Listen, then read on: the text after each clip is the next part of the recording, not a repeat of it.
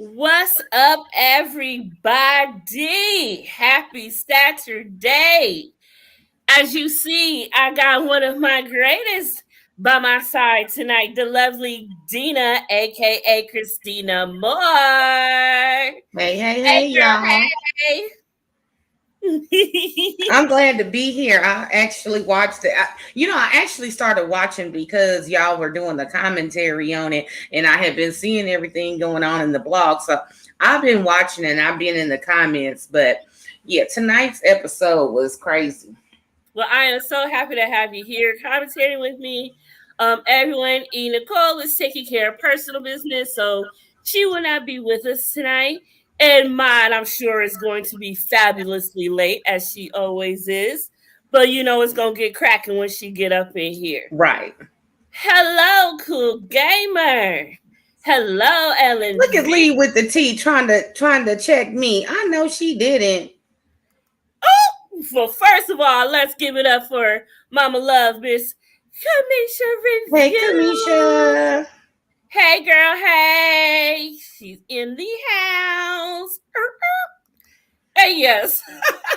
Lee with the T came to check you. Yeah. Mm-hmm. Thank you, Francie. Stay for coming through. Cool gamer, thank you. You're awesome too. Who's trying to check me? Who gonna check me, boo? We can't try to I check. am the undisputed receipt queen. Who gonna check me? Who gonna check her, boo? We don't do that over here. That's Nah. right. The undisputed receipt queen is in the house. Okay, y'all. Let's get to this salacious episode that occurred tonight because, child, honey, Mm. it started off with a bang. It was a continuance of last week, and we see it all go down between everybody. Let's see, we got Kiki and Tisha going back and forth once again, and it was not to be played with. It was definitely a family affair tonight. Hmm. I feel like either she don't know or she don't want to know, because I'm like, the girl just doesn't comprehend the fact that when you make certain comments in certain situation, it adds validity to the previous statements. So if we're just sitting around talking about Sunday church and the topic was infidelity, and then you say, well, me and my mama had a conversation about infidelity, or me and so the cat, dog, whoever, then that's one thing. But if people are sitting around talking about your cousin's marriage and the potential that her man is cheating on her, and then you say, well, she and I have talked about had conversations about infidelity, you're implying without saying directly that she knows that her husband is cheating, or you've talked to her about infidelity with her husband previously in the past.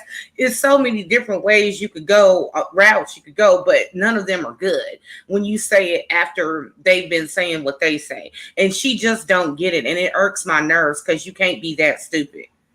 Well, see, in case you're not totally familiar, at this point, it's a tit for tat between them Mm-hmm. because Kiki was introduced a couple seasons ago, and she was actually going to bat hard for Tisha at that moment. It was a couple of family members who were going hard for her, who were addressing Marceau at that moment about his infidelity and talking about the family and all of that. So this season, she was reintroduced as far as Tisha had told some of her personal business 5 to 10 years ago, as you seen them going back and forth. So Right, it's I saw that part. been between them since this whole thing. So it's kind of up in the air, like who really started this whole thing between them, but it's still going down between them. So it's been a tit for tat since then. So Kiki has her moments, Tisha has her moments, and they just can't seem to get it right. However, it was supposed to have been that they had squashed everything. but each other is still blaming the other person for making everything. And I get that, but apparently they didn't get the rule book. Now I know they own TV, so some things is gonna come out. But long before they was on TV, everybody knows in any black household what goes on in the house don't make it to the streets. Okay, so if me and my sister is banging, we could be banging like crazy out in the street. You know what I'm saying? If somebody get into it with her, oh, I'm gonna have her back 100%, and then we'll deal with whatever in private. I would honestly whoop somebody for my sister and not even be speaking to her. But you know what I'm saying? They don't need to know that. The whole world don't need to know how I feel about her. So I just feel like they're not playing by the rule book. If that's your cousin and you felt like y'all was sisters, then this should have never came to this. Now, with that being said, sisters and family members always have drama, but you don't bring outside people into the drama. True. I can definitely understand that.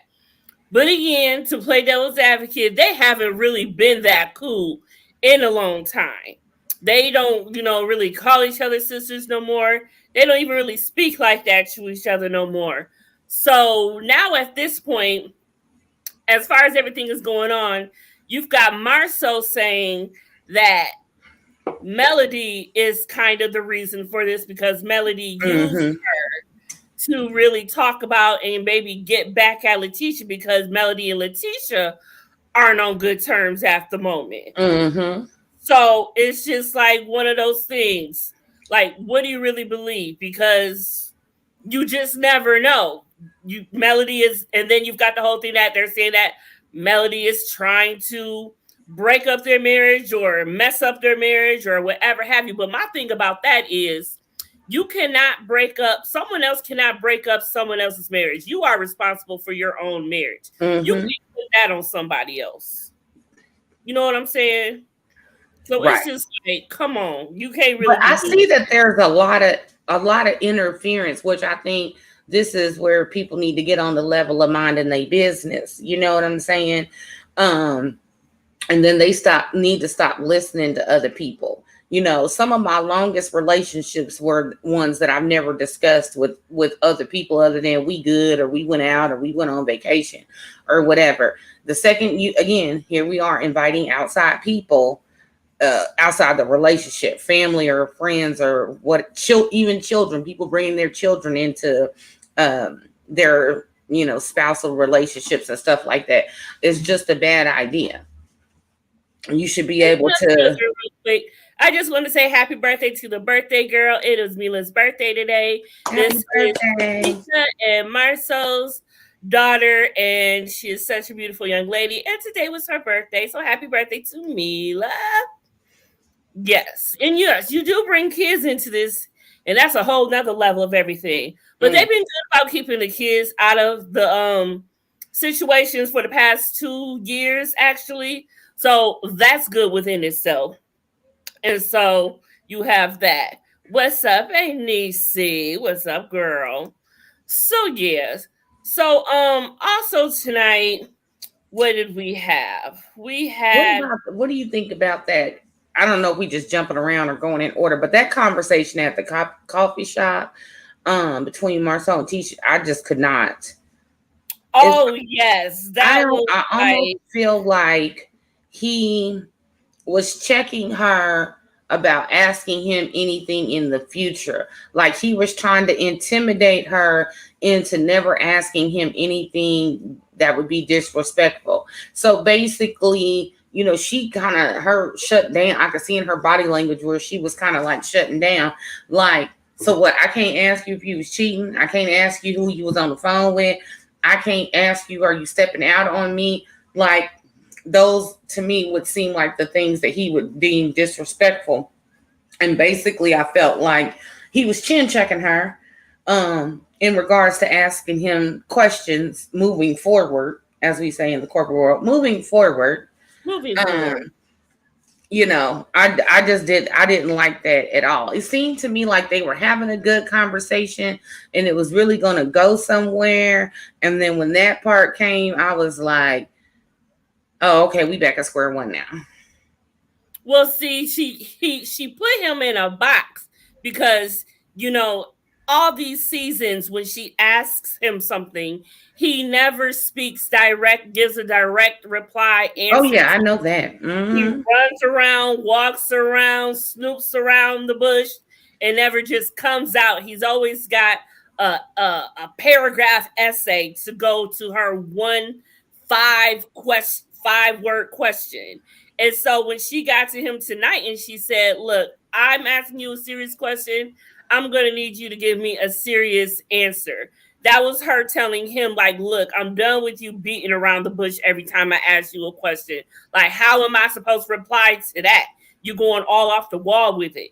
So by her doing that, he realizes, okay, I just said I'll stop. So now I have to answer the question. So that was him trying to do damage control ahead of time, saying, "Okay, well, can you realize what you bring to me and what you don't bring to me? Choose what you bring to me." And it's like, how is it being disrespectful? You are her husband. She's supposed to be able to ask you anything. Is she? Exactly. First home tuber had a good comment. Said, "Yeah, that's training a partner to never question, so you can do whatever you want." And that's exactly what that was, first home tuber. You got it. That's how I saw it. That is exactly how I saw it. Mm-hmm. Exactly. And Right. checking you boo is right too. Like if this Yes. the two of y'all in the relationship, I don't care if the world asks you 50 million questions. Your wife should be able to ask you 100 million questions.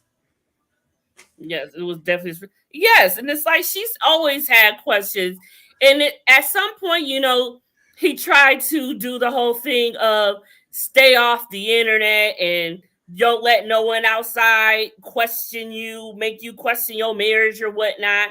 That was also he sometimes gives her info to put in her head. So okay, if But I the tell her only this, way I'm a defend him in the comments if he meant like on camera. Don't ask me disrespectful character questions on camera. You know what I'm saying? Because then that puts it in the viewers' minds, or they have something to edit and throw back later. But at the end of the day, as a wife, I can ask you whatever I want. Like what color drawers you got on, where you at, who you with. I can ask you whatever. but Mark, he said, "Fuck no, that don't ask me stuff you don't know. That is So stupid." asking But it now, ain't Mark is stupid in a for different her. She want situation to because know. he's got his multi-unit thing going on. So yeah, don't ask him nothing stupid. But for the average man who's supposed to be in a monogamous marriage, if I think you cheating and if something don't sit right with my spirit, I'm going to ask.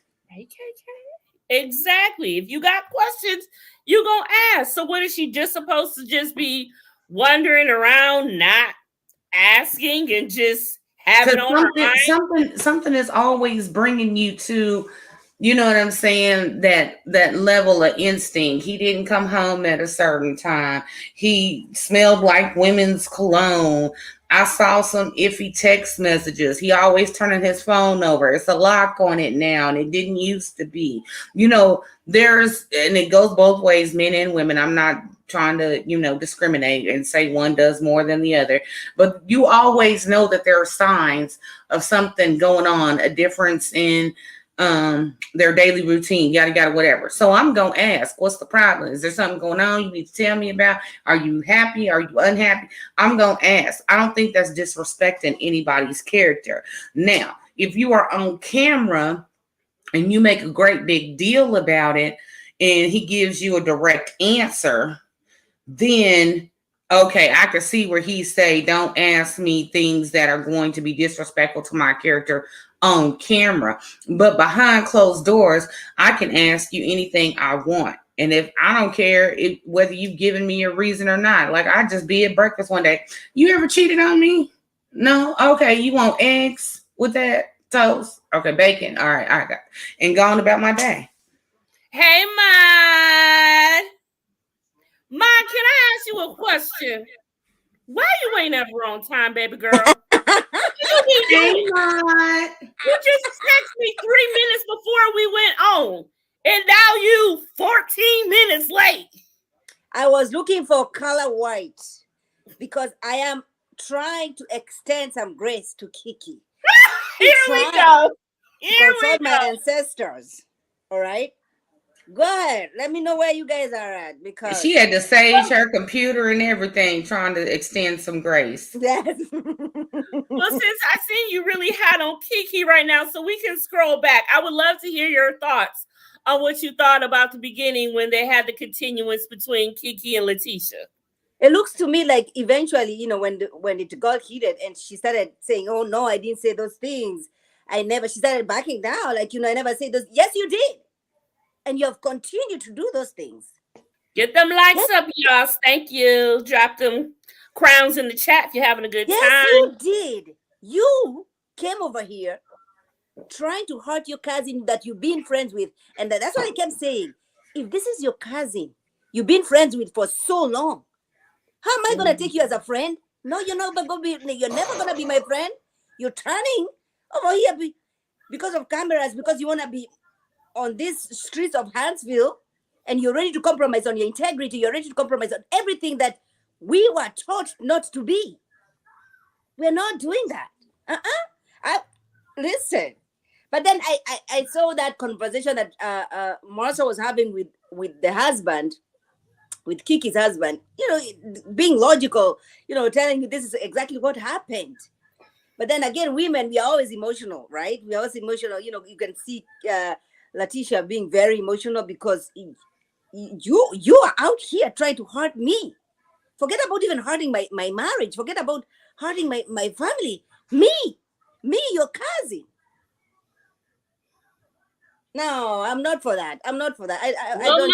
You see that they have a sticky history, so it's not that simple. It's not that black and white. And it is not. But confessions, I am not saying that those things were not discussed, because I do not know. What I have a problem with, it's you coming over here on social media, on national television, continue with the story. Okay? Okay. Continue with the narrative. The person that I would have expected to protect me. Kimmy is married to my brother-in-law. I did not know Kimmy growing up. I knew you growing up. But Kimmy is over here protecting me way more than you are doing on these streets. That's a problem.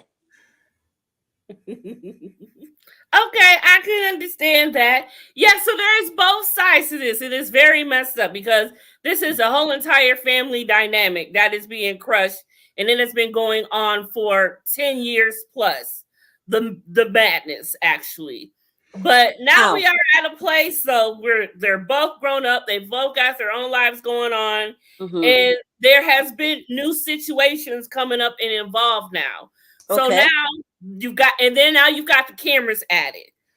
So now, before we continue, I will no longer be responsible for anything I say after I start drinking. Is that glass one? Oh, you know what? Mark is about to make me just come through all these comments. Lord, I said I was gonna be nice today. If your husband put in work, Marcel put in, then he definitely can ask what he wants. Okay, but scroll back up, and he had made another comment like, "I'm glad none of you women are my sisters-in-law." First of all, what this is, what it looks like, Marceau's running a dictatorship, not a marriage. Okay, let's be clear about that. And the type of woman that he wants is for her to sit at home and do what she's told and not to ask no questions. So, and I'm not even saying he cheating. I don't care what he's doing because it's not my penis to police. Okay. All I'm saying is, if that's what he wants and she now has her own voice because she's not sitting at home 24/7 with the kids or whatever, they need to have a conversation about that. But as people evolve, you know, what worked 5-10 years ago may not be working now. You know what I'm saying? How long they been married? How long they been married? Mine, I know you know by heart. I love them. Mark put it in here. Going on 17 years. Okay, the person you were 16 years ago is not the same person you are today. Is not the same person you was 10 years ago or 6 years ago or whatever. So all I'm saying is, she want to ask questions. She want a voice in her marriage.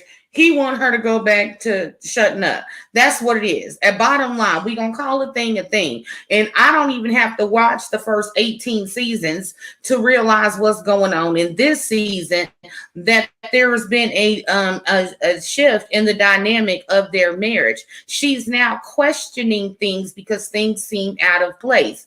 And as a wife, she has every right to do so. It could be nothing. It could be he's stressed at work. They got a lot of projects going on. He might be concerned about his health. He want to make sure he got enough money in the kids' college fund. It could be nothing involving cheating. Whatever the case, if there's something that's thrown off in their relationship, they need to sit down and address it. And no woman in any marriage, unless you're over in one of them foreign countries where women still don't have a voice, because I don't want to get nobody beheaded, but no woman in any marriage should be afraid to ask her husband a question. And if that's what y'all doing over there, y'all, all the Scots need to go sit on somebody's couch. Dina, you're mistaken.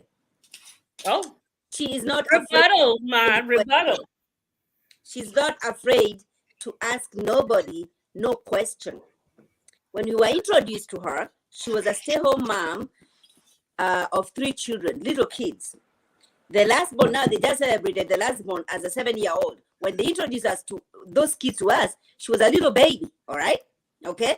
So she has never, throughout this show, she has never been afraid to ask the husband any question. Now, has the husband refused to answer the question that the way she would want her to answer? Yes, all right? But she has never failed. She has never felt to me as a viewer like she's afraid to ask any question. All right.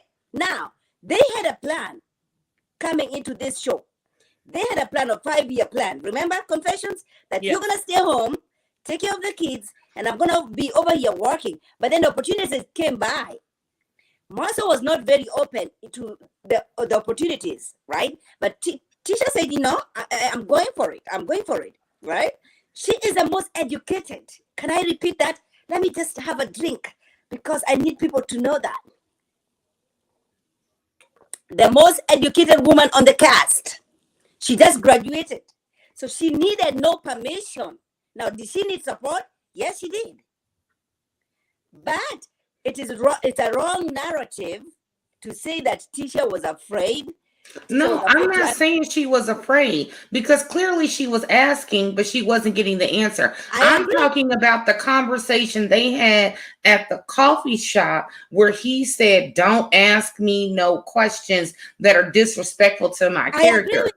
I felt like he was trying to chin check her into not asking questions anymore. No, that's my personal opinion. I could be wrong. I'm not saying I'm right. I'm saying what I felt in the situation. The reason, to me, what I understood was the reason why he was questioning that is because, Tisha, you have been married to me. You know me way more better than anybody else out here. There are things you just don't bring to me. Listen, I've been married to my husband. How can you not bring something to your husband? What kind of things?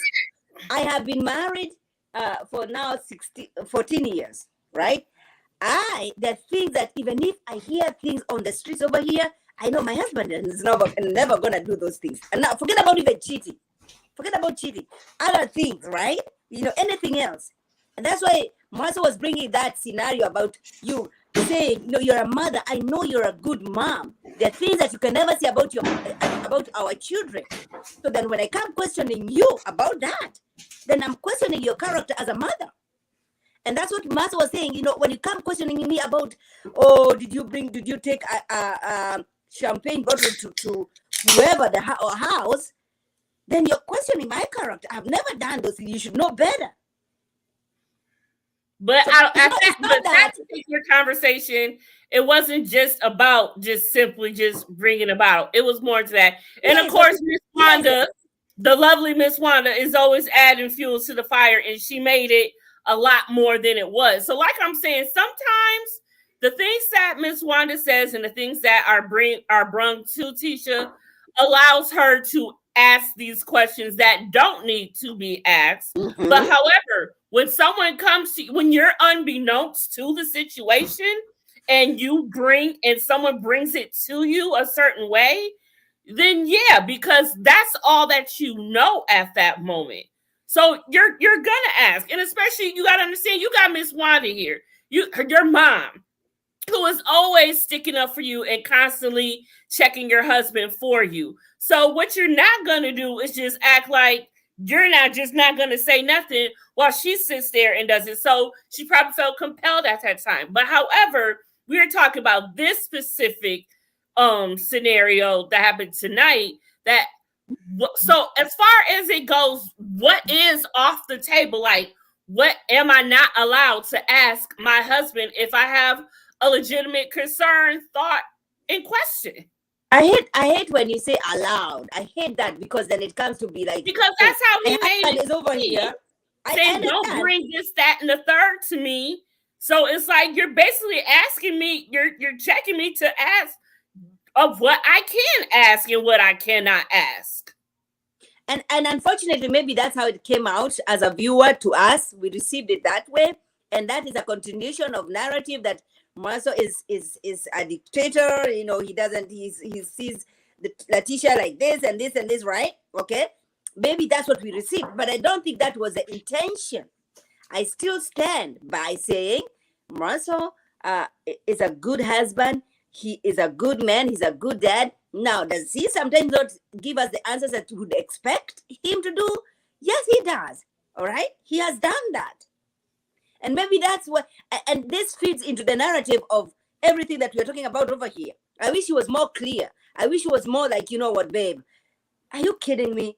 Do you think I'm going to be over here in Atlanta streets doing these things with backlash? You know what I'm saying? I wish it would be clear when your wife comes to you and asks those questions.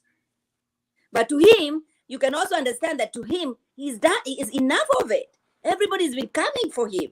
Everyone, including Letitia's relatives. My goodness, he could not say anything. I'm happy he checked Bernard. Bernard is. I mean, Gina, because it looked like you want to say something. I'm just over it. Like I said, it ain't my penis or heart to police. So that was just my personal opinion on it. I felt like he was chin checking her, because my whole thought process is, if somebody send me a video and some chick, not in a strip club video, but just some video, and say this is your husband with some girl's boob and ass all in his face or whatever, I can't come to you and say, is this you? Even though I know it's you because I see your birthmark on your cheek or whatever. I can't be like, what was you doing here? Because that's disrespectful to your character. I'm not saying he did this, but I'm just saying, like, men will say, oh, don't ask me if that's disrespectful to my character. And then we'll go out and disrespect the marriage or disrespect a wife or their family unit or whatever. So for me, in my opinion, I felt like he's trying to shut down any future whatever. So if somebody come to her and say this, somebody come to her and say that, she then has to process and to be like, would my husband really do something like this?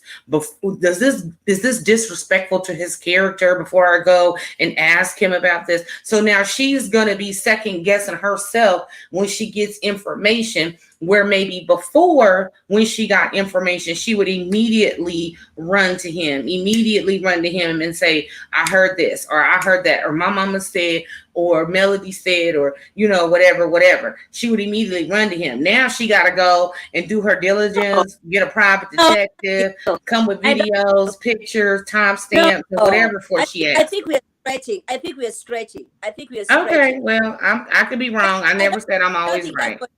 Yeah, I don't think that's what he meant. I think he was, you know, and the example that he gave was giving the wife, like, you know, I know you love your children, our children. I know you're a good mother. If I came to you questioning you about your motherhood and you talking about our kids, how are you gonna feel? And Letitia said, what? You know, she was like, no way, you're gonna, you know, and then he said exactly the same thing. So what if, child, he running game, okay?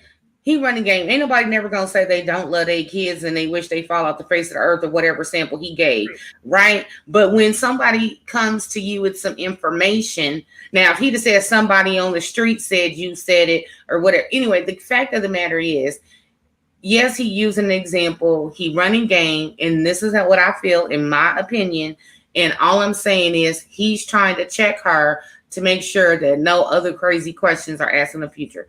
Again, my personal opinion are not expressed and condoned by other people on this panel. Disclaimer. I am this is my sole thought that I came up with my own little brain. Right. We appreciate you, Dina. Oh, look, here come Mark. He want to come up. This is about to be a 5-hour live now.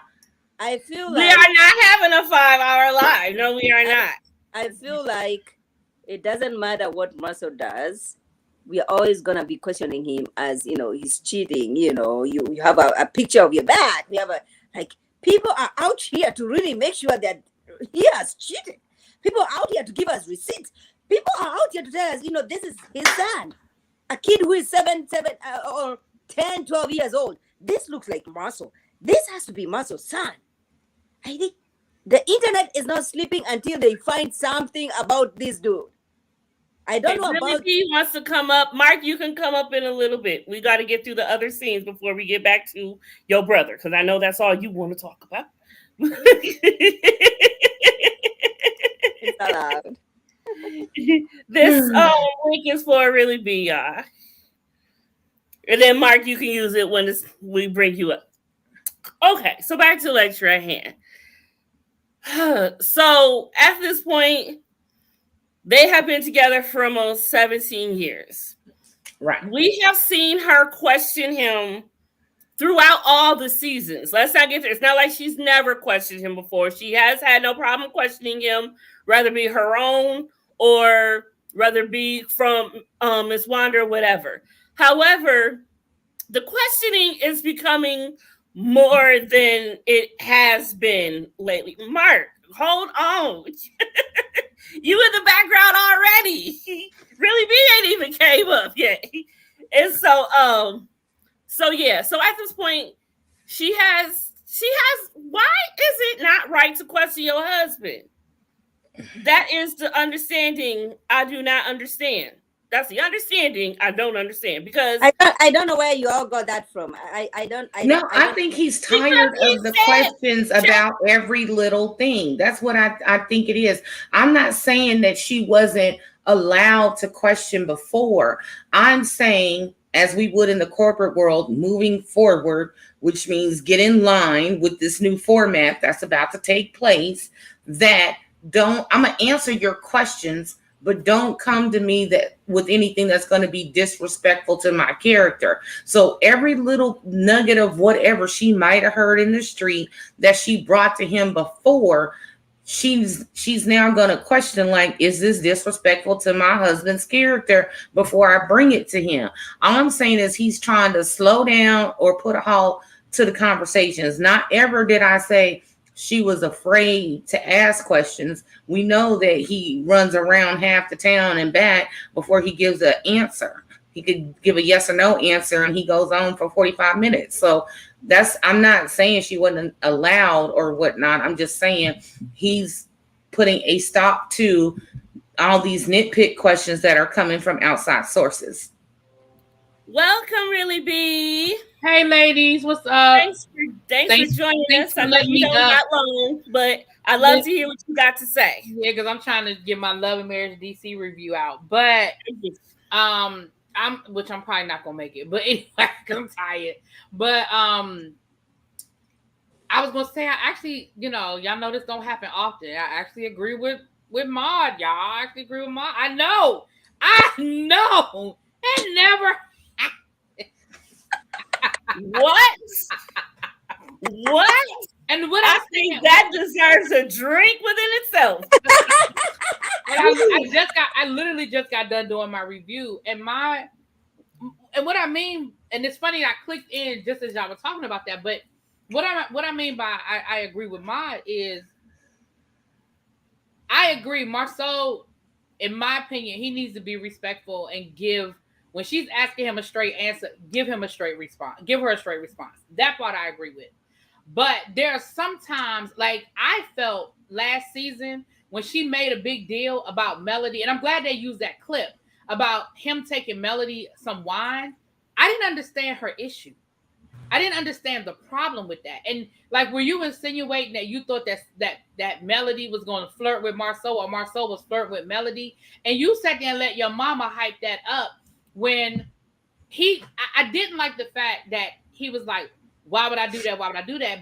I don't even know where she lives, because I didn't think it was anything wrong. Listen, Melody, whether we like it or not, and when I say we, I don't mean the people on this panel, I just mean in general, whether you like Melody or not, Melody is an influencer. Melody, if Melody goes live and if she's got 1,000 people in her chat and she's drinking black wine, chocolate wine, and she says, y'all need to check this out. This is some good wine.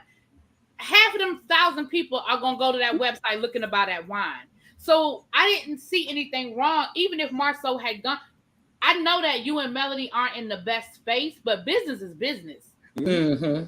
He wasn't going over her house, sitting down on the couch, having a bottle of wine with her. He said, listen, let me send you this little gift basket. Got some wine, got some grapes, got some blah, blah, blah, blah, blah. So if that's the example of what he's talking about, I understand. Now, do I think that, for example, when she went to him with the picture, as ridiculous as maybe it might feel to other people, like, oh, it's just a picture of her back. If she had a legitimate concern, then as her husband in that moment, it don't take nothing to be like, baby, that's not me. I was in Atlanta, but I was with Chris and we were looking for properties. We went here for lunch. Because again, the most confident person at any given time can have a moment. So from that perspective, yes, it don't take nothing, Marceau, to just reassure your wife. And in that moment, he did. But the flip side, though, is, Letitia, sometimes you're letting other people get in your head and put some, in my opinion, ridiculousness. You said, is it normal for a business owner to go to but they're friends. They know each other. Like, throw this show out the window. Him dropping off a product that he's trying to sell to her doorstep as a potential ambassador, as a potential, somebody that maybe they want to. It's not unheard of if you know each other and y'all are cool like that. Again, I know they're not in the best place as far as being friends anymore. I accept that, but when you take into consider the full totality of their history, I don't think it was a big deal if he dropped off some wine to her. That's all I'm saying. Yeah. And again, that's just since they used that as the example, I was like, because last season I thought the same thing. I was like, why is Letitia acting like Marceau is about to run off with Melody? Like, he don't want Melody and Melody don't want him. What are we doing right now? But you got your mama in your ear. That Miss Wanda will do it. I told you about them outside sources. Exactly. Yeah, and everybody that bring you information don't mean you well, and that can include your mama. And it's no disrespect to Miss Wanda. I don't know that woman personally, and I don't have no beef with her. But everybody that brings you, and that's in any relationship. If I come to Dina and every time I call you Dina, all I'm telling you is I saw your man. I heard on the streets.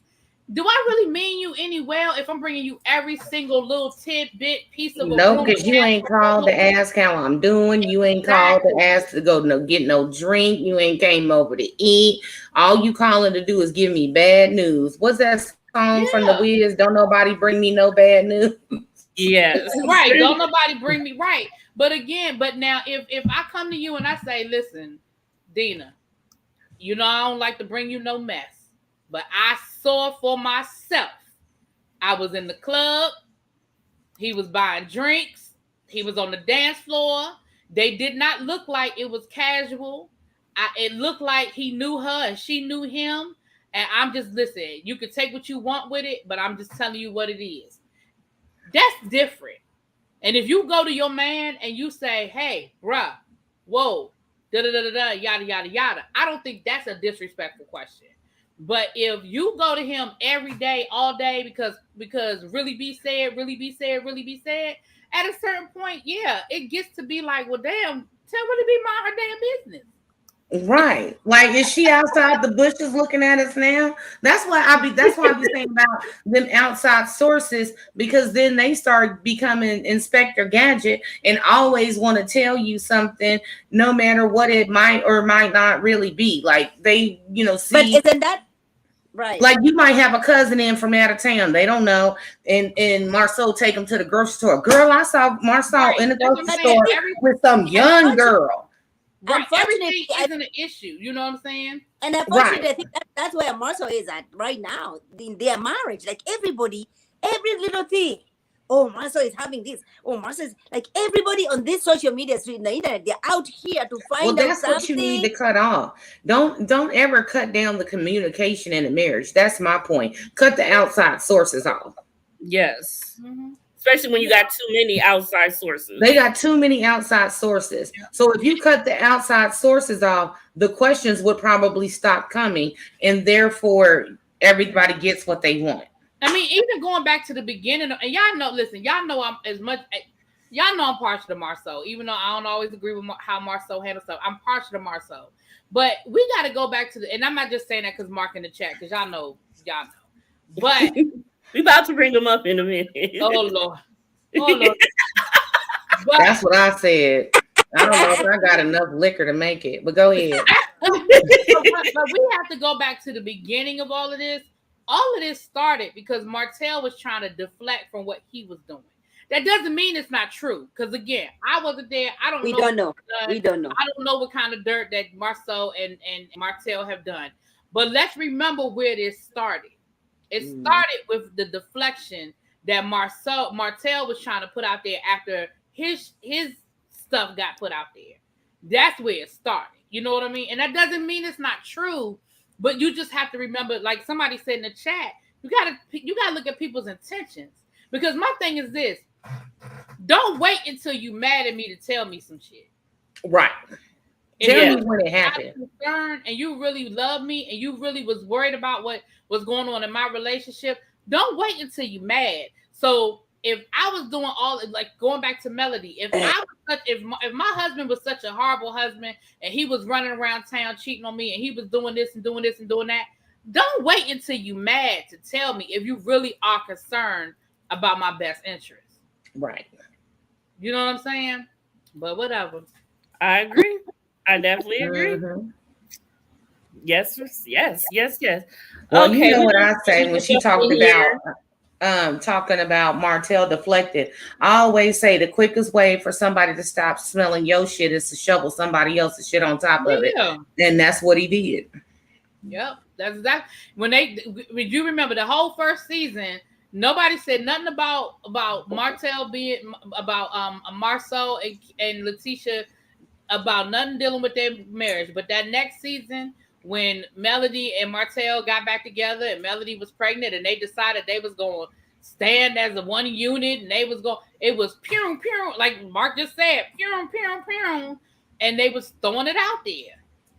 And again, that doesn't mean it's not true. I'm not saying it's not true because I don't know. But you always have to, for me, those are the things that I have to think about. Like, those are the things that I think about when it comes. And if I'm wrong, I'm wrong. If I find out, if the person tell me, if I find out later on that the person was telling me the truth, then okay, I got to live with the fact that I didn't believe them. But I've done that. I guess maybe it's me because I've done that. I've been in relationships and I've had people come to me and it was shit just didn't compute. I didn't take it to my man. I kept my eyes open now. Right. There you go. I kept my eyes open now. Yes. But I didn't take it to my man. One time, let me tell you, and I'm done. I'm gonna say this and I'm gonna shut up so you can move on. Perfect example. One time, this was when I was in college. Now everybody knew my car in college. It was DC tags. It was a certain type of make and model. Everybody knew my car. I went out. Me and my girlfriends went out to breakfast. We went to our favorite little breakfast spot. Right. Went out to breakfast. It was me, 3 of my girlfriends. Had a good time, laughing, joking. We get ready to leave. There's a note on my car, right? There's a note on my windshield. I don't remember now, but something to the effect of, stop messing with my man, blah, blah, blah, right? I read the note. I folded it up. I got in the car. I went on back. Now my girlfriends were waiting for a response. I had no response because I can't remember now, but whatever, it was something in that note that made me be like, this is some bullshit. Mhm. I didn't know what it was, but something in the note just didn't click for me. I can't remember what it was. Because again, I was a long time ago, I was in college. Well, a couple of days go by and I never took it to my man. I never said nothing to him about it. I think I probably even threw the note away. Come to find out 3 days later, 2 or 3 days later, it was my girlfriends playing a trick on me. One of them had got up to go to the bathroom while we were there and put the note there. They waiting for me to react. They thought it was just a fun, practical joke. But when I never responded, you see what I'm saying? Wow. They didn't get their desired response. That could have been a whole nother situation. And what they said to me was, they were waiting for me to react, and they would have told me before we got back to campus. Girl, Yeah. this before the days of cell phones and stuff, so I couldn't call them and text them and FaceTime them and be like, they were like, girl, by the time we got back to campus, before you had gone to him to confront him, we had told you it was a joke. But that could have easily gone left. Yes. Very quickly. But it was something, I can't remember, but it was something that was just like, this bullshit. Don't make no sense to me, right? So that's all I'm saying. Now, again, I kept my eyes open, but I didn't automatically jump on it like that. So I guess that's where I'm coming from with it, and I'm gonna shut up. I get that. Wait, that is crazy though. Are you still friends with those people? I love those girls. Yeah, I'm still friends with them. They didn't mean, like I said, they didn't mean no harm. They just thought it was funny. Yeah. Because, they thought, but they were waiting for a reaction and they just never got one from me. And it kind of goes back to what I was saying earlier when we were on the put a ring on it. I'm just not that person. That's just not me. I remember that part. Yeah. So okay, well, we gonna bring calendar. I agree with Maud. Write it down. Look, we gonna make a post. So look, we need to make a post so it shows up every time this year that on Saturday, June 11th, 2022, Really BTV agreed with Maud. Child, you better write it down. It may never happen again. It must happen here. That's why I said, oh my goodness, I agree with Maud, Lord. Welcome, Mark. Hi, Mark. Hey, Mark. I promise to be nice today, so don't test me, okay? I'm just putting it out there. I'm trying to be nice today. I want my shirt to speak for me. I'm what does it say? Your feelings. Does it say someone or just say your feelings? No, what is that? I see that. Oh, I don't see it. What does it say? It's a stick person. You know what? So you chose violence today. Right. His heart chose violence. There's not a day. But you tried to dress like me though. Oh, you tried to dress like Lord, me though. Twins. They twins, honey. They twins. Twinning. Right, and you cut your hair like mine. It ain't cut. You just gotta pull back, dummy. You cute. You know what? You real cute. I'm gonna let you slide today, only because I know you want to beat me. That's all. So, shot fired. Okay, Mark, you have been. Everybody take a shot. So, what you got to say about this whole thing between this whole scene between your brother and your sister-in-law? Well, two things. I think I'm gonna start it off with everybody who's been doing a divorce rain dance on this marriage needs to go ahead and get a refund from their gods because they intuition done. I didn't seen people like that. He looked like it. Everybody needs to go back and get a refund on their verbiage because their conversation has come through faulty. That's number one. Number two, I don't think what Marceau said was don't ask me questions. What he said is there was a singer he said choose what you bring to me. If you don't know me by now, you might never, ever know me. It has been his back, his neck, his back, his neck and his back. His neck and his back.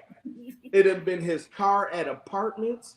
It done been his lack of ring you're wearing. He has done literally everything it takes to cheat, and nobody. He cheated before the marriage and had a 20-year-old. He done cheated after the marriage and got a newborn. This man has done so much cheating that I promise you, Vegas don't want to see him come to the casino tables because he will get away with it. Now I will say that, Mark, I did not jump on that whole picture that was posted. I really didn't.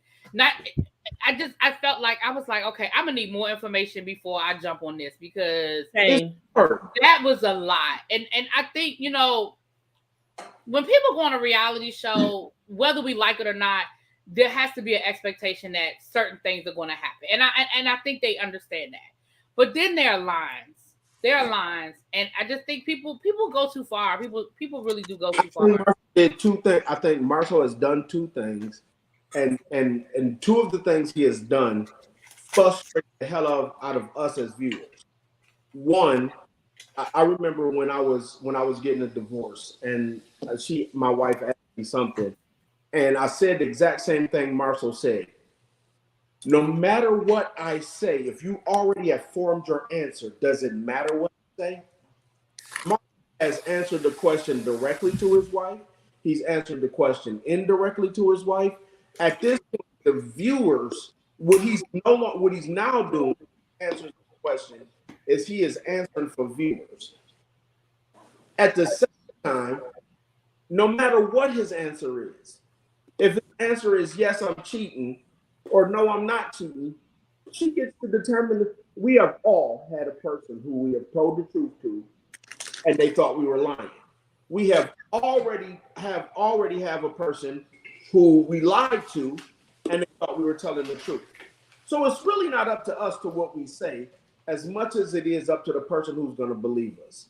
And so I think that's, at this point, 4 seasons in, the dude got 20 girlfriends. We done went from 20 girlfriends to...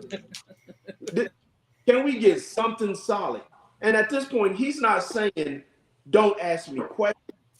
Don't ask me questions that are just totally like, did you take another woman to Africa? That's disrespectful to who you think I am. But what if that's really who she may think he is at this point? A man can change over time at some point, can he not? Then stop making Instagram videos of y'all looking happy. Go down to the court and file for separation. Stop asking him for money for your mama and just do what you want to do. If you start getting the one thing I do know, I've been divorced. So when a woman doesn't give a AF anymore, she don't care what you say. You could have messed with Bishop John Paul Morton Jr. You could have sat with T.D. Jakes when she's fed up, and or she doesn't believe you. You can't get nobody to side for you. Jesus could come down and he wouldn't be able to help you. He could testify with you, hold his hands up, climb back up on the cross, and she still ain't going. What I'm saying is, at some point, don't ask me questions that totally defy what you see us doing. So can I ask? So I hear you, and the point is valid. So let me ask you this question though. It's not so. Even the strongest person sometimes gets weak. Is it too much to ask to just give her that reassuring that she needs? And what I'm saying is, when you constantly, you can know the character of who you with. That's fine, and I get that. That's valid. But when you are constantly being beat over the head, sometimes you just need somebody to be like, babe, no, we good. You know what I'm saying? So here's the problem. Right. Here's and not being more mature about if I were to get married again. The one thing I can tell you is this: there's two things men cannot do in this world.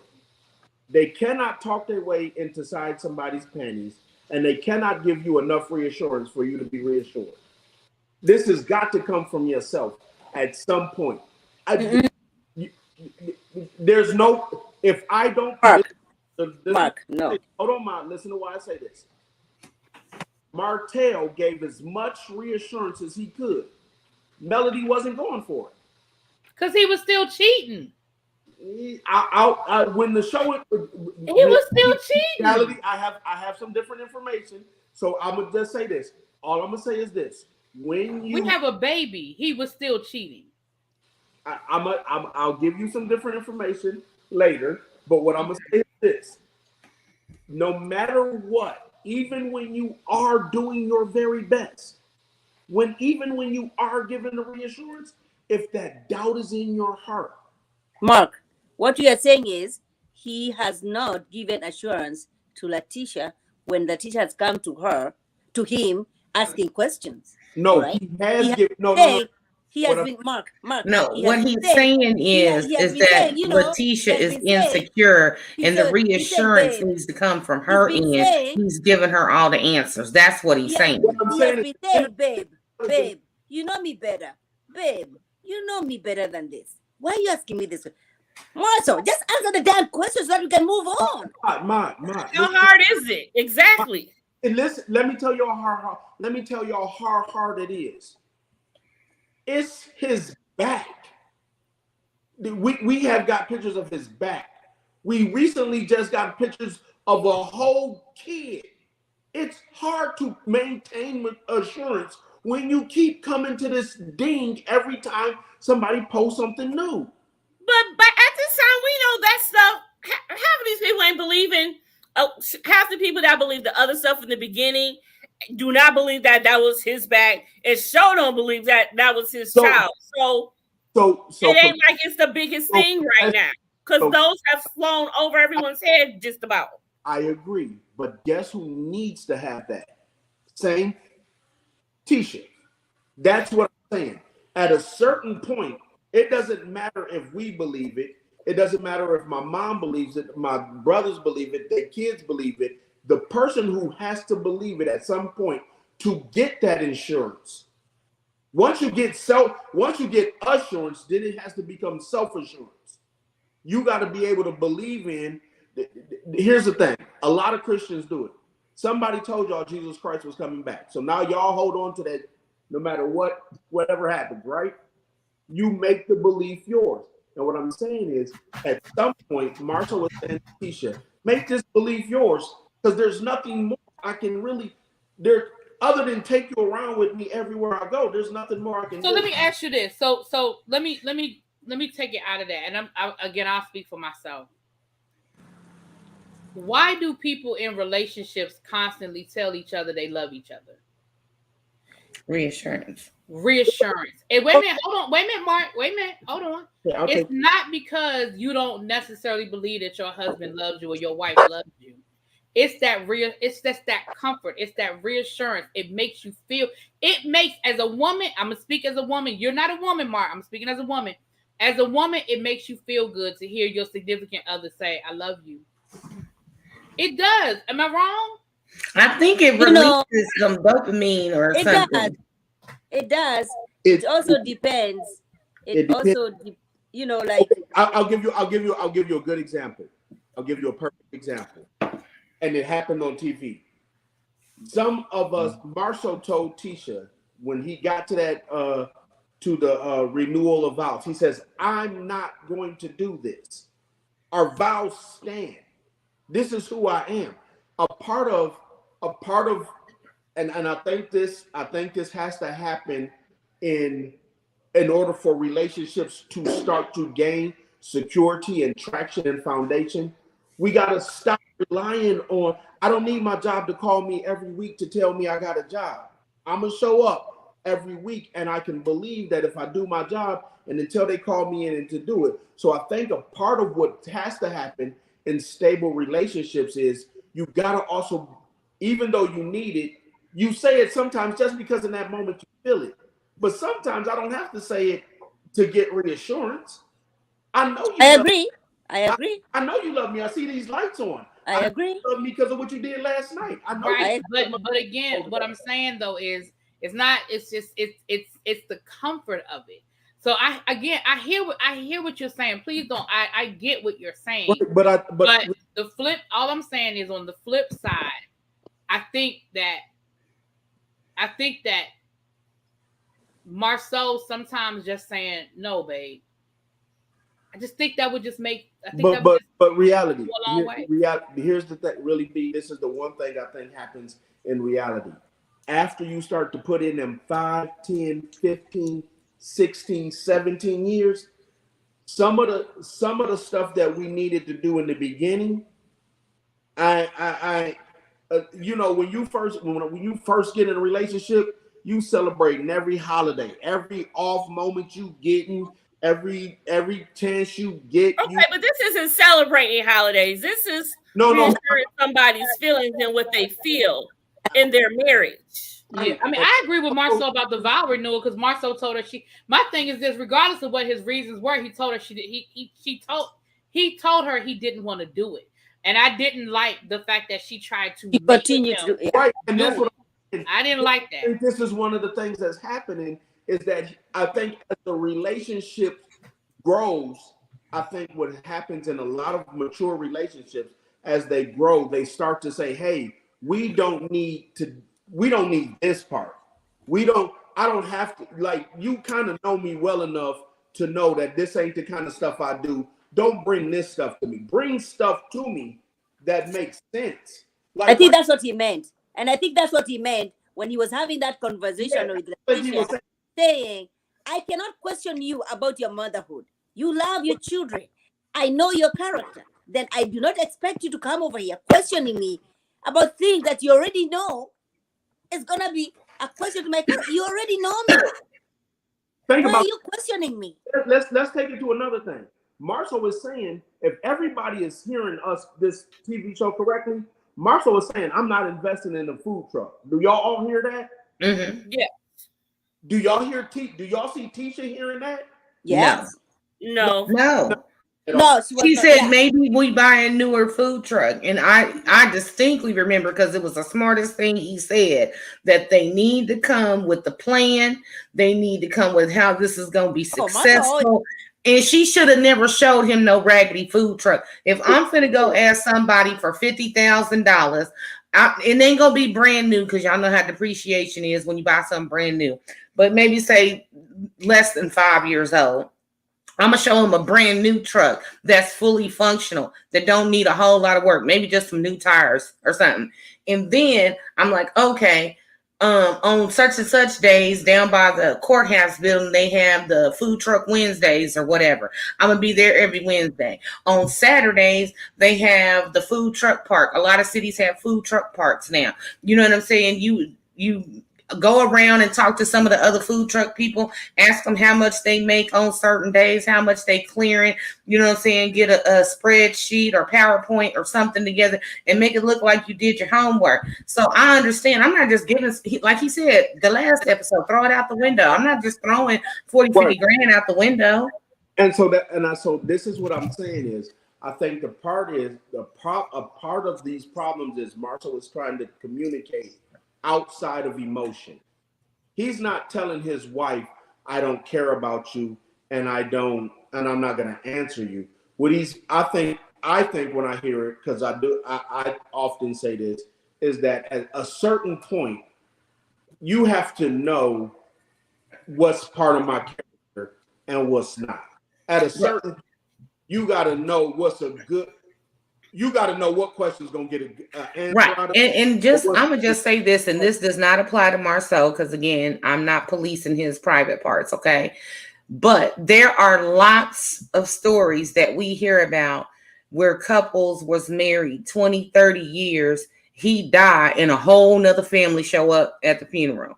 There's plenty of times that a couple has been married and then they end up getting divorced, and he set up a whole new life with another man instead of another woman. So as I said before, the same person that you would, and I'm not saying he's going this way or nothing. I'm just saying in general, you've been with somebody 16, 17 years.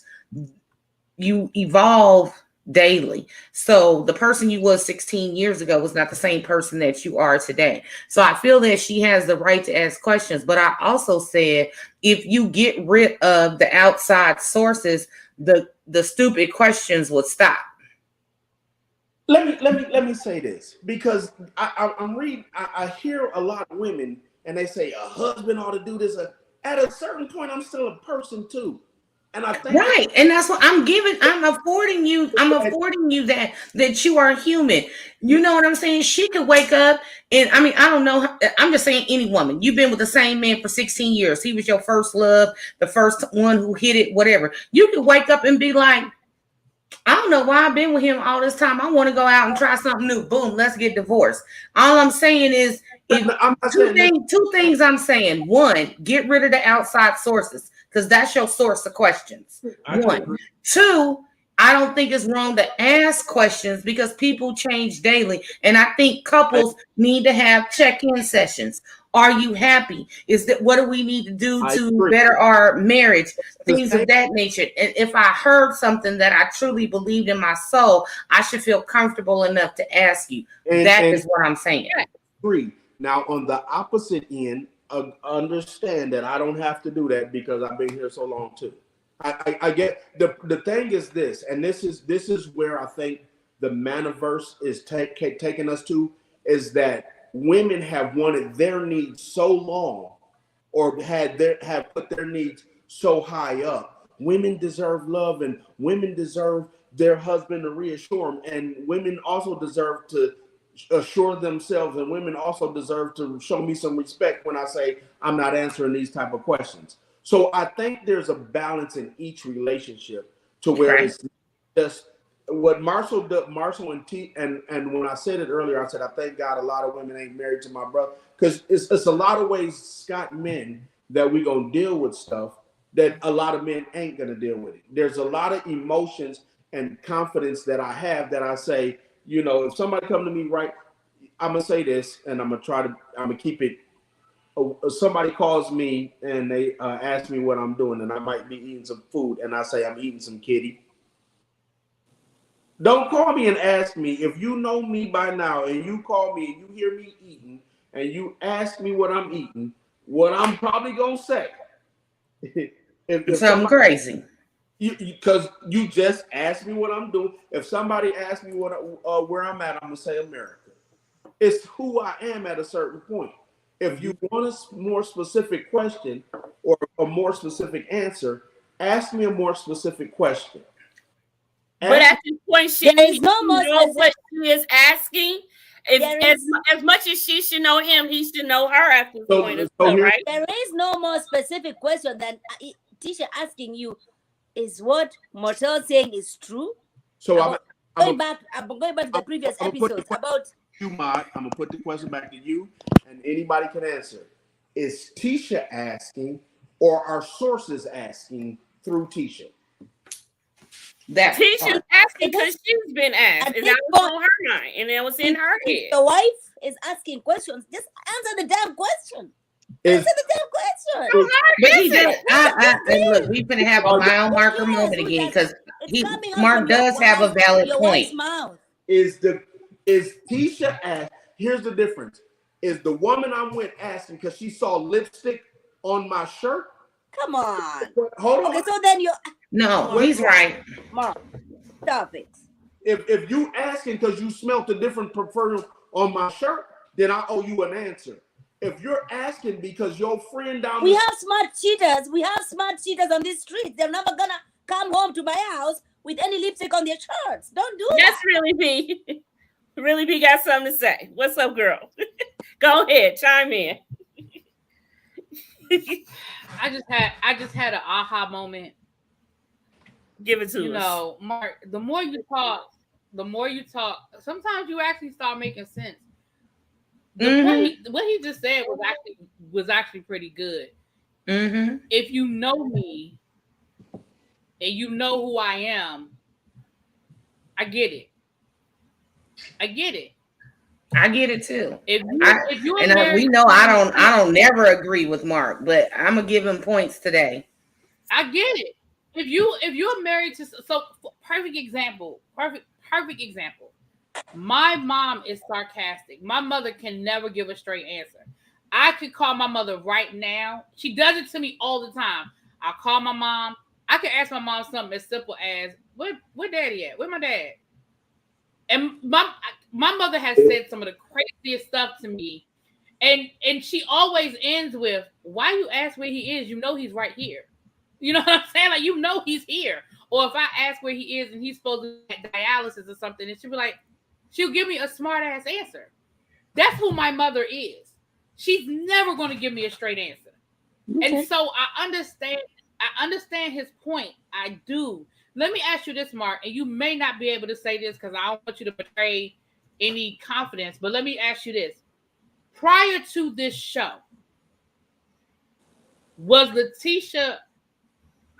did Letitia need this from Marceau? Or has this come as a result of the show? I think, and this is my speculation. When she had the first kid and postpartum sets in and all of that, I think she had that what most women have when they have a kid. Am I still attractive? Does he love me? Stuff like that. The other thing is, and I'll say this, I know this. My family, my dad taught us how to be workaholic. So Marceau would work his job and then go flip a house at night. And so he would literally get off at 3 o'clock. Me and him would get together and go work a house until 2 o'clock in the morning. Now, most women who haven't had a man like that would, and I think those things may have put some questions in it. I made and this is me being honest. Mark, is something wrong with your mic? Because you sound kind of fuzzy. Yeah. You're going in and out. Sounds like it's muffled, like you're covering something sometimes. It's not letting you be great that much. I'm not covering the truth. That's no. There we go. Go ahead. You sound better now. I think some of the problems are this, and I think it has. I think if there has been some infidelity. Oh, I gotta go. The paint. I gotta get down to the paint. To the paint. It come on Sundays now. Go ahead, Mark. Yeah, but at midnight it drop on Stars. But go ahead. At midnight you can watch it. I think one of the things is a lot of men do is they don't give their women enough time. And so I think those may have been questions. But as far as actual physical sexual infidelity, I don't think she's ever had that question based on like a relationship or somebody being around or hearing stuff. Is it possible? Yes, it's definitely possible. We take it away from no man, but at the same time, the way I believe Marceau believes about marriage, the way I believe my brother feels about marriage, I don't give a damn if Marceau has even said on TV, if she cheats, I'm gonna cheat and we'll be right back married. Because either I'm gonna be married or I'm gonna be single. But what I'm not gonna do is I'm not gonna be unhappily married. So I don't think they have the kind of relationship where neither one of them are disillusioned to the possibilities of divorce. But I think they're both articulate and smart enough and bold enough to say the things that make them unhappy to address those issues and go forward. I mean, I just think even because some people, they need counseling. Some people need AA to quit drinking. Some people can just quit drinking. So I think if Marceau and Tisha were having the kind of problems where their marriage was facing divorce, I think they would take the necessary precautions to get to not do it. But I think infidelity and the rumors of infidelity are based on this show to actually, if we think about it, take away the cheating storyline. What is Maurice and Marceau's interest of this? If you take away cheating and linebackers and the Atlanta trip, would you watch this show for Maurice and Marceau? Not at all. Literally, We Literally. saw Mattel saying that this is baby mama number 6. Right. Even take away this. If you take away the linebacker storyline from Maurice and Marceau, what does Wanda have to say? True. So, all right, Really B, I know you want to get to the paint. Do you have any closing arguments or statements you want to make before you go, boo? No, I mean my bad. I feel like I came up and stopped your progress because you was getting ready to move on. My bad. Oh, no, but I love when you come on, so don't ever say that, okay? I love when you come The only on. thing I was going to say was the reason why I asked that last question was I get it. I had my aha moment. This is who he is, yada, yada, yada. But then on the flip side, we have to accept who Letitia is too. So if he's married to Letitia, and if she's the kind of person that needs that, then somewhere they're going to have to give and meet in the middle. So I get what you're saying. And that's why I asked, is this something new with Letitia as a result of the show? Because then that goes back to your other question about, is he answering Letitia or is he answering other people, Right. the viewers? So I get that. That's valid. But that's why I asked, is this new or is this who Letitia has always been? Because then your point applies to both of them. You see what I'm saying? right. I got a question for you, Mark. Does the show offer any type of therapy to the couples? Oh, sure. Because I think it's a lot to deal with, you know. No, I'm just saying this for me. It's a good question, but I doubt it. No, I'm just saying, like, for me, when I did my thing with Kamisha, I've never read the comments. I don't know how many is on there, but I've never read the comments. And that was something I did for me. So seeing how this is like, you know, that times a billion, you know, with the comments and the blogs and, you know, all of that, is there any type of therapy or someone they can reach out and talk to? Because you've got a 50-50 going on. People are going to like you. People are trying to assassinate your character. People are trying to assassinate your marriage. People are loving your marriage. It's hard to wake up every day and not knowing if they're going to love or hate you. And so I think two things. Yes. I think this is therapy for some of us, as far as, you know, cast member. At the same time, I think it's more revelation. It brings more of a reality to you. Tisha said it in one of her interviews. People are mean, and people are mean. I know a lot of people, you know, have comments. And Really B said it earlier that if Marshall takes a bottle of wine to Melody, and Melody says, "Oh, y'all, this is delicious," 1,000 people go out and they go get the wine. At the same time, if Melody says Marshall's cheating, 1,000 people go out there. More than 1,000, because bad news travels faster. That part. So I think the part of the therapy that it does is, if you can see Marshall in a husband role, Marshall's always been emotional and romantic towards his wife. But I think No, but you missing the question. I said, gotta go. All right, Really B, thank you for coming through. Thank y'all for coming up. Y'all have a good day. All right. No, I'm saying, does the show offer any type of therapy to deal with the social media and the pressure on the relationships? Your mic is going in and out. So the thing is, one of the things, Marshall's always been this way, but I think the show has given him therapy to be more vocal and more adamant about the things he does to show it, or the PDA. So do they offer direct, go down to the you know, talk to this person? No, but I think hearing the comments and comment and engaging and talking to other cast members. The feedback. I'm loving this Marcel. You know, they're doing things with the wife. They're going for coffee. They're having this, scenes that they're together. They were not doing that, before. But what's doing, he's done. The thing is this, and this is, I think, one of the problems when you have people who are not Monique Samuels or other people who have done this for years. When you are brand new to this, you don't want to bring your business out to this. You don't want to Put yourself. So the stuff that he does on a daily basis, he didn't want that to be a part of the show.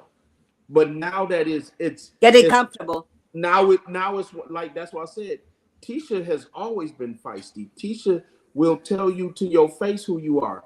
I think the problem is, and I said this on a previous show, they're starting to settle into the saddle now, and so now we is saying stuff, and Tisha is clapping back, and people are starting to be. If you look at their dress, the way they dressed the first season, and you see the way they dress now, they're starting to say, okay, I can be famous. It's an adjustment to be right. Definitely.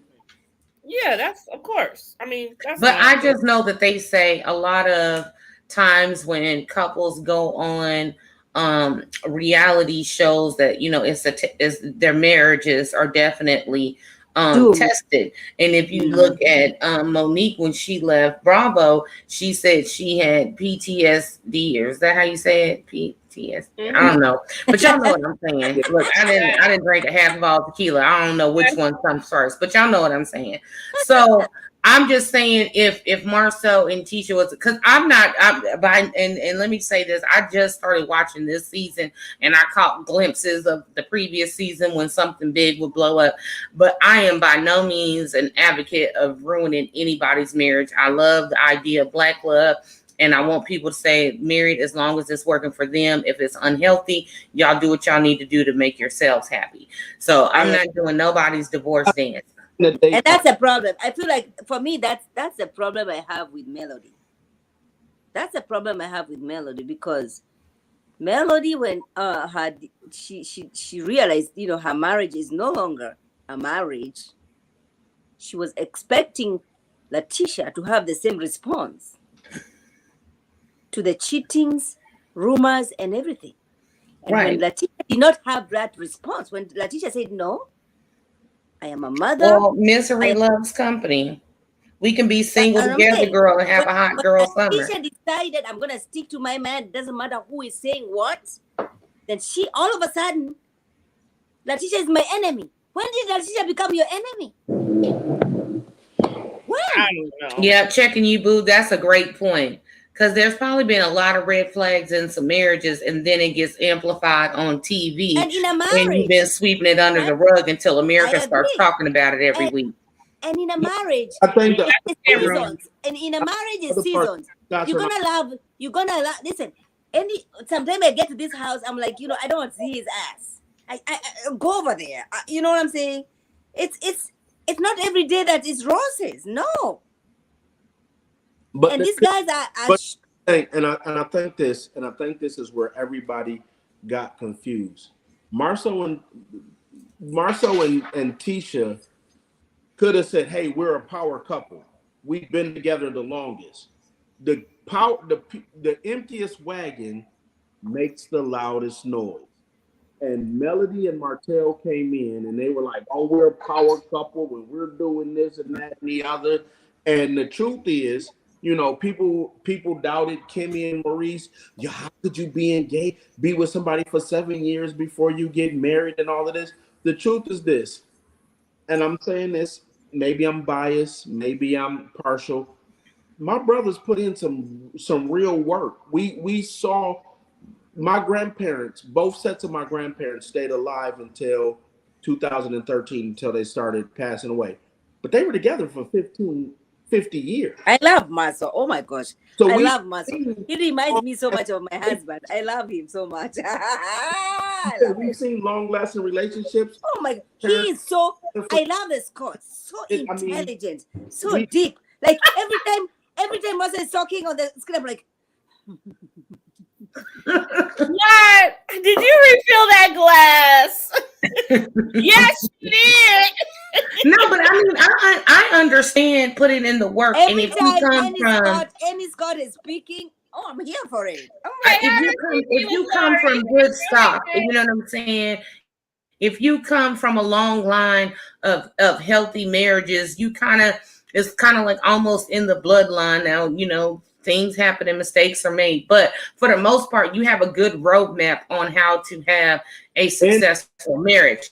What happens is reality TV, and some people get stuck in this what's on TV versus the real life reality when the cameras are off.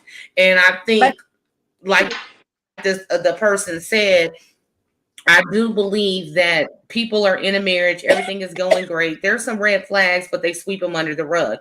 And then you go on reality TV, and those red flags are apparent to millions and millions of viewers, and they're talking about it every day, every week, the reunion or whatever. So at some point, you have to address it. You know what I'm saying? Which goes back to what you were saying, which you made a great point. Is my wife asking, or the outside sources asking? Is it the viewers asking? So that does make a lot of sense. But I'll go back to my original comment of cut off the outside sources if you want your relationship to work. It's hard to cut off the outside sources when you on the show, though. That's that part. That's the problem. I mean, you can fit. No, it's not. Let me tell you something. My cutoff. Let me just say this real quick. Let me just say this real quick. Let me just say this real quick. When I say cut off the outside sources, I have cut off many of family members, including my mom and daddy, before. Nobody is exempt. If you can't come to me with good news to check on my well-being, we sit down, kiki, talk about world events and happy thoughts, then you don't need to be in my presence. Because right now I'm in a place of peace. And my peace is so great that anything that disrupts that peace is too expensive for me.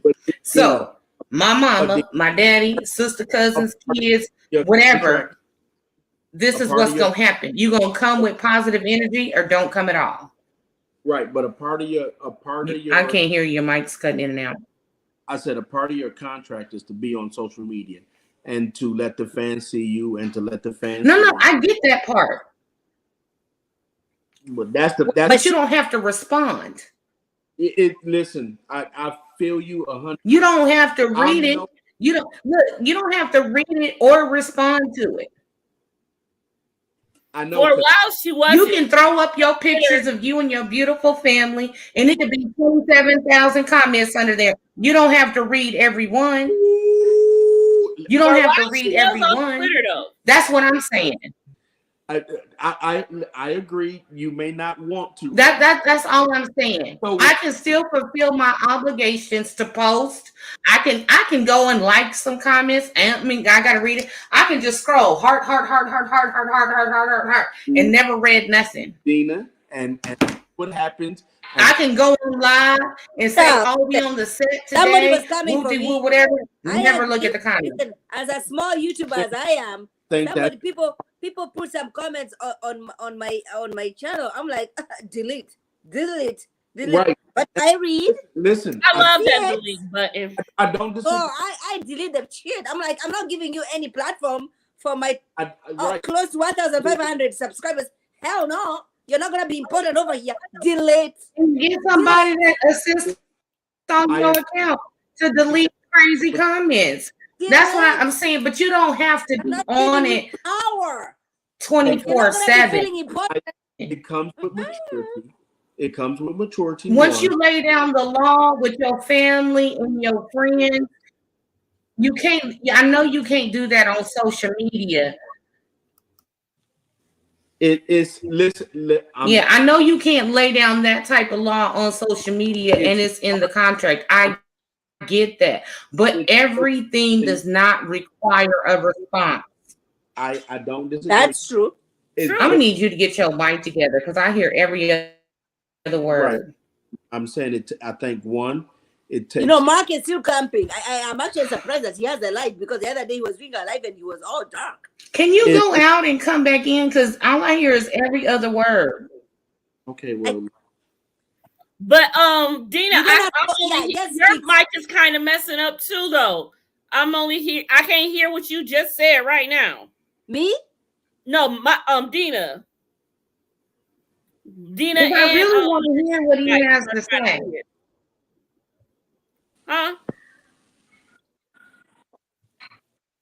Well, she'll be back. She like to go refresh herself. I think that one of the things that she was saying is, I think one, it takes social media maturity. You got to get to a point where You don't comment on everything. And I think the other thing is that you got to want your marriage. I mean, she definitely wants her marriage. I mean, she did stay off of social media for a whole entire season or two because she just returned to Twitter. I'm not even sure she did go back to Twitter. But last reunion, she talked about, I stopped going on social media, especially Twitter, because people were just pure evil to her on Twitter. Right. So I think a lot of the saving your marriage comes from one, you have a marriage. You're not just married for TV. I think when it comes to, my brothers in particular, I think they found the women they want to be with. And when you find the one you want to be with, you work different, you move different, you for men it's a little different.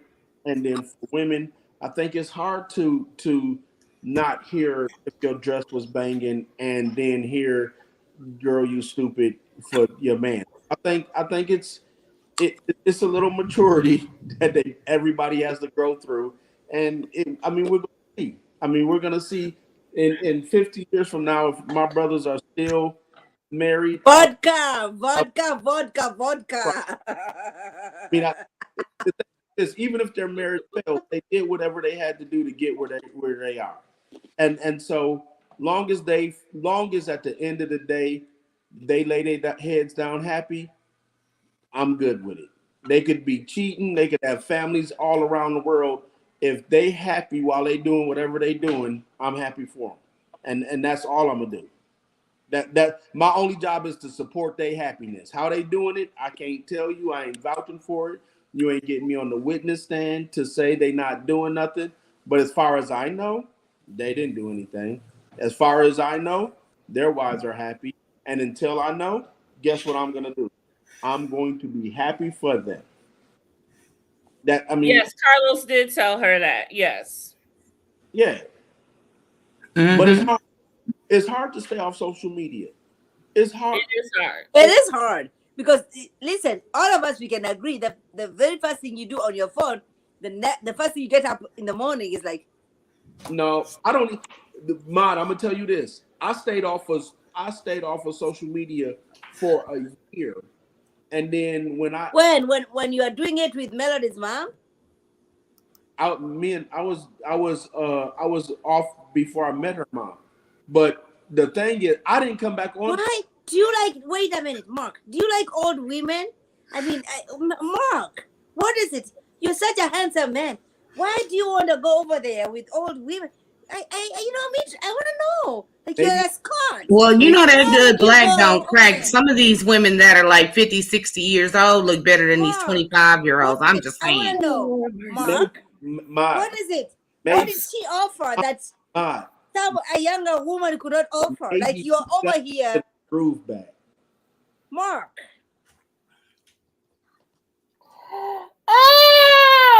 What is going on? That just escalated quickly. Maybe. No, I just listen. Mark is an intelligent, handsome black man. I was wondering myself. She wanted to be a Scot. Maybe she wanted to be a Scot so damn bad. Well, on your hand. What did you see in this van? Confessions. I'm not talking about her. I'm talking about you. Right. Mark. What did you see in this van? She is asking. A woman who is almost your mom's age. She's not my mom. You decided, you know what? I'm gonna close my eyes. Okay. I don't care. This is my mama. You're in bed with your mama. Oh my God, I'm dead in the afterlife now. So, Mark, everybody take a shot. Everybody just take a shot. We're gonna take a small commercial break for the shot and move along to the next topic. My mama got 8. So if I just so happen to get into bed with somebody with 8 kids, I might be working with a pro.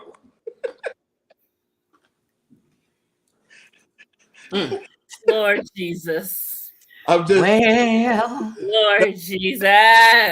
Yes, checking you do. I got to take 2 shots. So let me say this.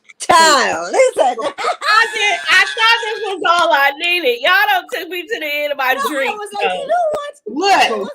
Look, did y'all see how much of my bottle I got left? Like, come on now. I said I didn't know if I have enough to make it. I'm gonna have to go to my backup bottle. I'm about to have to re-up in a minute. Y'all is sending me right now. Wait, Mark, to me, as a viewer, Mark and Maurice kind of look alike, right? So maybe they like older women. or wait a second, hold on. At a certain, here's the thing. I'm gonna what? Direct answer. It's not necessarily the age of the woman; it's the quality and the things that she. Oh, so she's quality. She was quality to you. Are you saying she was quality to you? It's let me get to the credit. Oh, where is my bullhorn? I swear I need it right now. No, he said quality. It's the qualities that you're looking for. Yeah, so there were some qualities over there. No, we cannot hear you. Your mic is misbehaving. Where were the qualities, Mark? She had where were the qualities, Mark? Were there some qualities? Yes, there were. Encouragement. She gave him. I would like to know something. Who made the first direct initiation? That's a good one. Your band. Scott. Go ahead, Scott. Maybe I did. Shy. What? You did, Mark? Probably did. He shot his shot. Listen. Ain't nothing wrong with it. Listen, let me be honest with you. Listen to this. Everybody has. I'm dead. Like, I'm dead. Listen. I'm riding on the phone and she'd be like, "Good morning, Mr. Mark." I'm like, "Whoa, hey, Mister, I like that kind of conversation. Tell me a little bit more about yourself. How tall are you?" The truth is. And then when you saw, so it was a conversation, and then when you saw it, you still was like, you know what, this is good. So here's the truth. Okay, wait a second, Maud. Hold on. That's a little shady, but a little shady question. Oh my God. I think. Oh my God. No, it's no. I think it's my expectations for the Scots. Wait, it's a little bit over here. So that's unfair. Oh my Lord. Unfair to create an emotional connection and a mental connection and then dismiss it because of a physical connection. That's unfair. I think a lot of women do it, like women who have babies. Hey, don't bring a woman over. You're the one who started. You initiated this. He's not ugly. Stop bringing women over here. You are the one who initiated. So you had this on the phone. You liked it. You saw it. You continue to like it. I didn't. Even if it was like your mama, you still continue to like it. So don't do it. Hold on, real quick. Can we get RSVP Lori? Mine is don't highlight that. Just delete the comment. This is what mine does. We love her. We know she means no harm. She is having a good old time. And if Mark can handle it, Believe me, Mark can handle it. Van is not unattractive. I remain undisputed African queen. Don't get it twisted. Van is attractive. It's just the rest of the qualities that didn't fit. Oh, Mark, did you thirst for Van? Did you thirst for her, honey? No. I don't listen.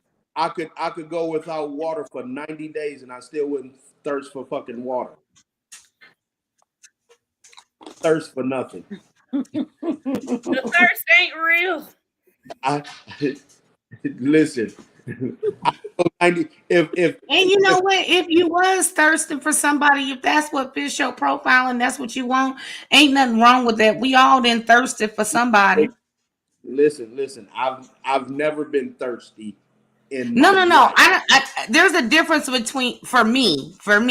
There's a difference in for being thirsty, which To me, being thirsty is you want anybody and everybody to give you a little bit of attention. If you thirsting for someone, they have some type of special quality that piques your interest, and you want to, put your best foot forward to get their attention or get with them and see what they got going on. And if they say no, then they say no, and you keep it moving. But when you thirsty, you know what they say, never be so thirsty you'll drink from anybody, because that's how you get poisoned. I'm not talking about being thirsty for everybody. I'm saying if I'm thirsting for one person, when I go see them, I make sure I'm slaved from head to toe. You know what I'm saying?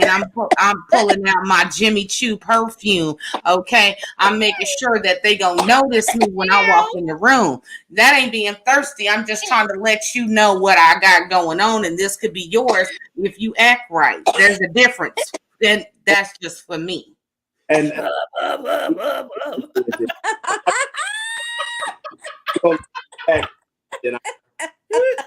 say that again. And once I tell somebody I like them or that I'm interested in them, once they showed a slight bit of distraction, I'm out like the trash on a Wednesday. I feel you on that, because I like to be the center of attention. So I ain't even mad at you on that one. It's all or nothing with me. I am so tired of your mic going out, because this is the one night where I actually understand and agree with what the fuck you're saying, and I can't hear you. Mark, is your mic leveled like flat onto a hard surface right now? Are you on your phone or your computer? I'm on my iPad. Maybe that's the thing, because we've never not been able to hear you like this before. Yeah, can you just attempt to fix it and like go out and come back in, because I actually appreciate your thoughts today and I want to hear them. Today. I gotta make that clear today. I'm so done. Listen, tomorrow's a whole nother day, she said. Anything about the skulls. What? I am done with it. I love Gina. Oh, Lord mercy, Jesus, help me. Is it better now? Yay! No. Oh, Your iPad might be getting hot or something. You know how iPhone, Mac, all the Mac people. I've spent a lot of time on the phone with Van as we were. As I was working. So I'd be out in BFE, South Carolina, doing a job, and Van would be like, "Hey, you done with your job? You need anything? Did you get paid? Blah blah blah." Or we got. See, that's a good woman right there. She was at work. She was paid. The problem is this, and I think this is what happens to a lot of us, is called familiar love. When you start to spend a lot of time with somebody, and then all of a sudden you think you like them, and you start overlooking stuff, that's kind of. Hold on, Mark. Van is Melody's mom. Mark once dated her before. That's that whole thing with the sex tape that came out at the reunion last season. This is the man right here. This is the man. It was all about the sex tape. It was with Van. This is the man right here you see before you. Grace birthday. I would love to talk to the Scott's dad. Oh my gosh. Oh, you wouldn't. I would love to know. You don't want none of Junior. Listen. I'm the closest you get to the father. This is and I'm being haved. So you gotta understand. This is oh my Lord. I got a question. How old are you, Mark? I'm 44. Are you the firstborn? I'm the firstborn Scott.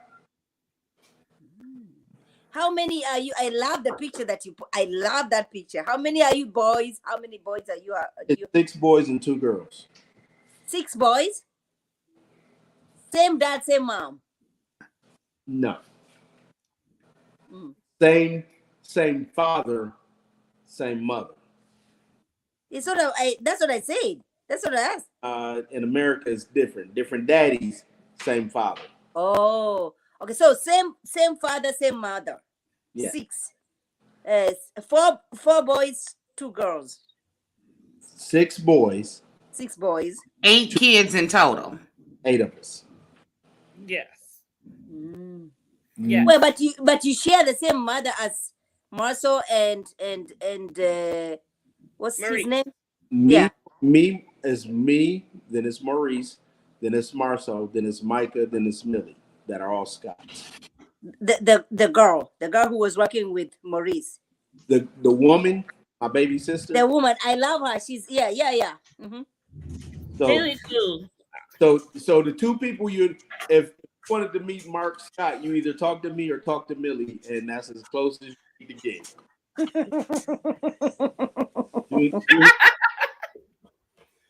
Hold on a second, Paul. I gotta check on something. You might hold on. You might want to talk to Millie before you talk to me uncut. Yeah. Millie, I have seen Millie uncut on one of her lives. Wait, And is she Millie was the like, one who works? oh my gosh. Is Millie the one who works with Maurice? Maurice works for Millie. Yes. Maurice works for Millie? Yeah, ask Millie. Ask Millie to come on. I love for her to come and chat it up with us. Oh, Millie, listen. I'm right now. A lot of the family is like, while the bear is up, we gonna not be around for a while. We gonna let them. What does that mean? It means you should have left me the fuck alone, and I wouldn't have to be on lives and on Instagram. So now that they done woke me up, they're gonna. Mark, are you a lover or a fighter? I love to fight. Oh, okay. Yeah, I missed the birthday question. Mark, I'm sorry. I love you, Mark. I support everything when you go live. I'm over here. I love it. I love that you don't give a damn about anybody. Like this is who I am. Accept me who I am. I love a woman who is close to my mother's age. It's all right. Mark, when's your birthday? Slide that on in there. Just leave that on in there. Mark, Me and when's my your birthday? All Libras. Huh? Me, Marie, Libras. and Tisha are Libras. Oh, y'all crazy. They are crazy. My mama's a Libra. It's certified. It's funny because Alicia is a Libra too, so I do love her. But my mama used to have this big old wooden plaque, back from the 70s or whatever, that said Libra on it, and she used to whoop us with it when we was kids. So I just got a thing against Libras. But you all right with me today? Today, I have to keep putting the disclaimer out there today. You all right with her today? When was your mom born? October 19th. So she's 2 days in front of Marcia, or 2 days after Marcia. This is. And then my when I came. And then my oldest daughter, September 25th. Maurice, when I came to America, this is one thing that Americans are. Oh, are you Libra? Are you this?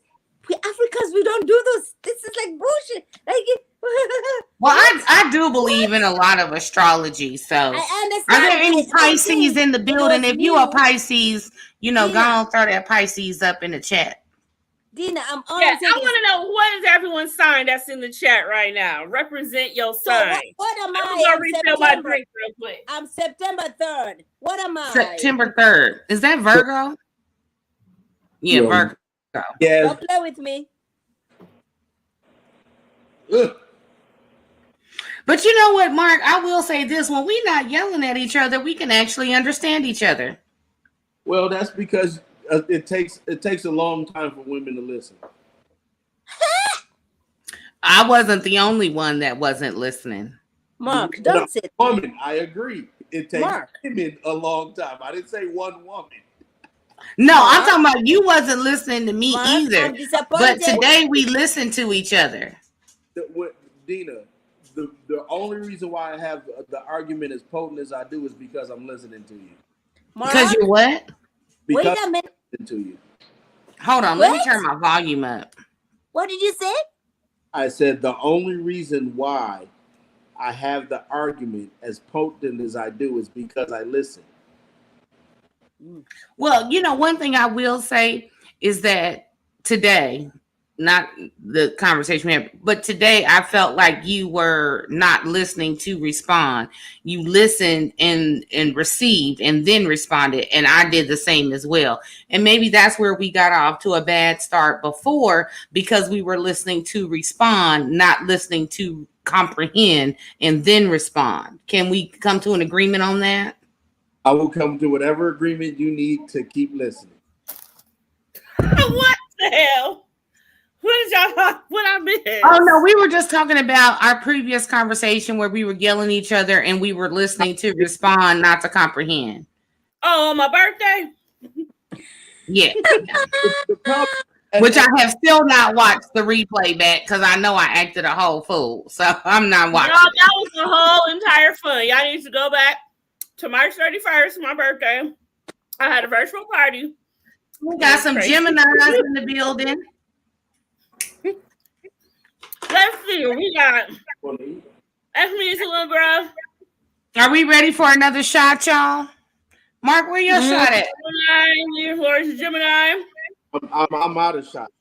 I'm on to the next type of shot. I got my line. Okay, well, can you pour a shot of water in a glass or Coke or something? I mean, Coca-Cola, not real Coke. Yeah, you have to have something to tell so.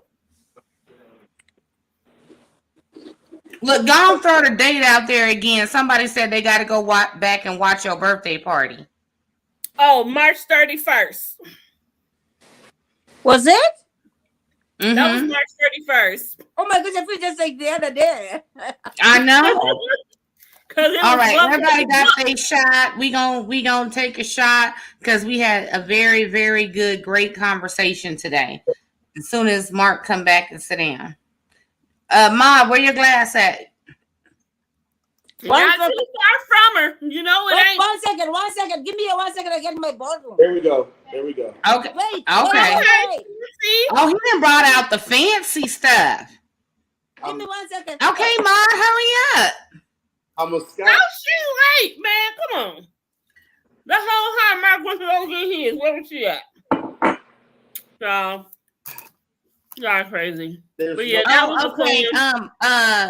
Confessions. RSVP with Lori wants to know the times that you go live on Sundays. I go live at 10:45 on Sundays, 10:45 on Saturdays, every week. Are you coming on with me tomorrow for Word on the Street? As long as Love and Marriage Huntsville is on, I go live every Saturday. Because what I like to do is, now that DC comes on, I know a lot of people like to watch DC and Nightcap with Carlos King. So I let everybody watch that, give them 50 minutes to go pee, get their drink, and log on and come on to me at 10:45 Eastern time. And then Sunday, I do Love and Marriage DC and Nightcap with Carlos King on Sundays at the same time at 10:45. I do Little House of Dubai. One of the cats over there, they're from Kenya. Don't get it twisted. We all have our own channel, so please make sure y'all subscribe to all of us. Okay.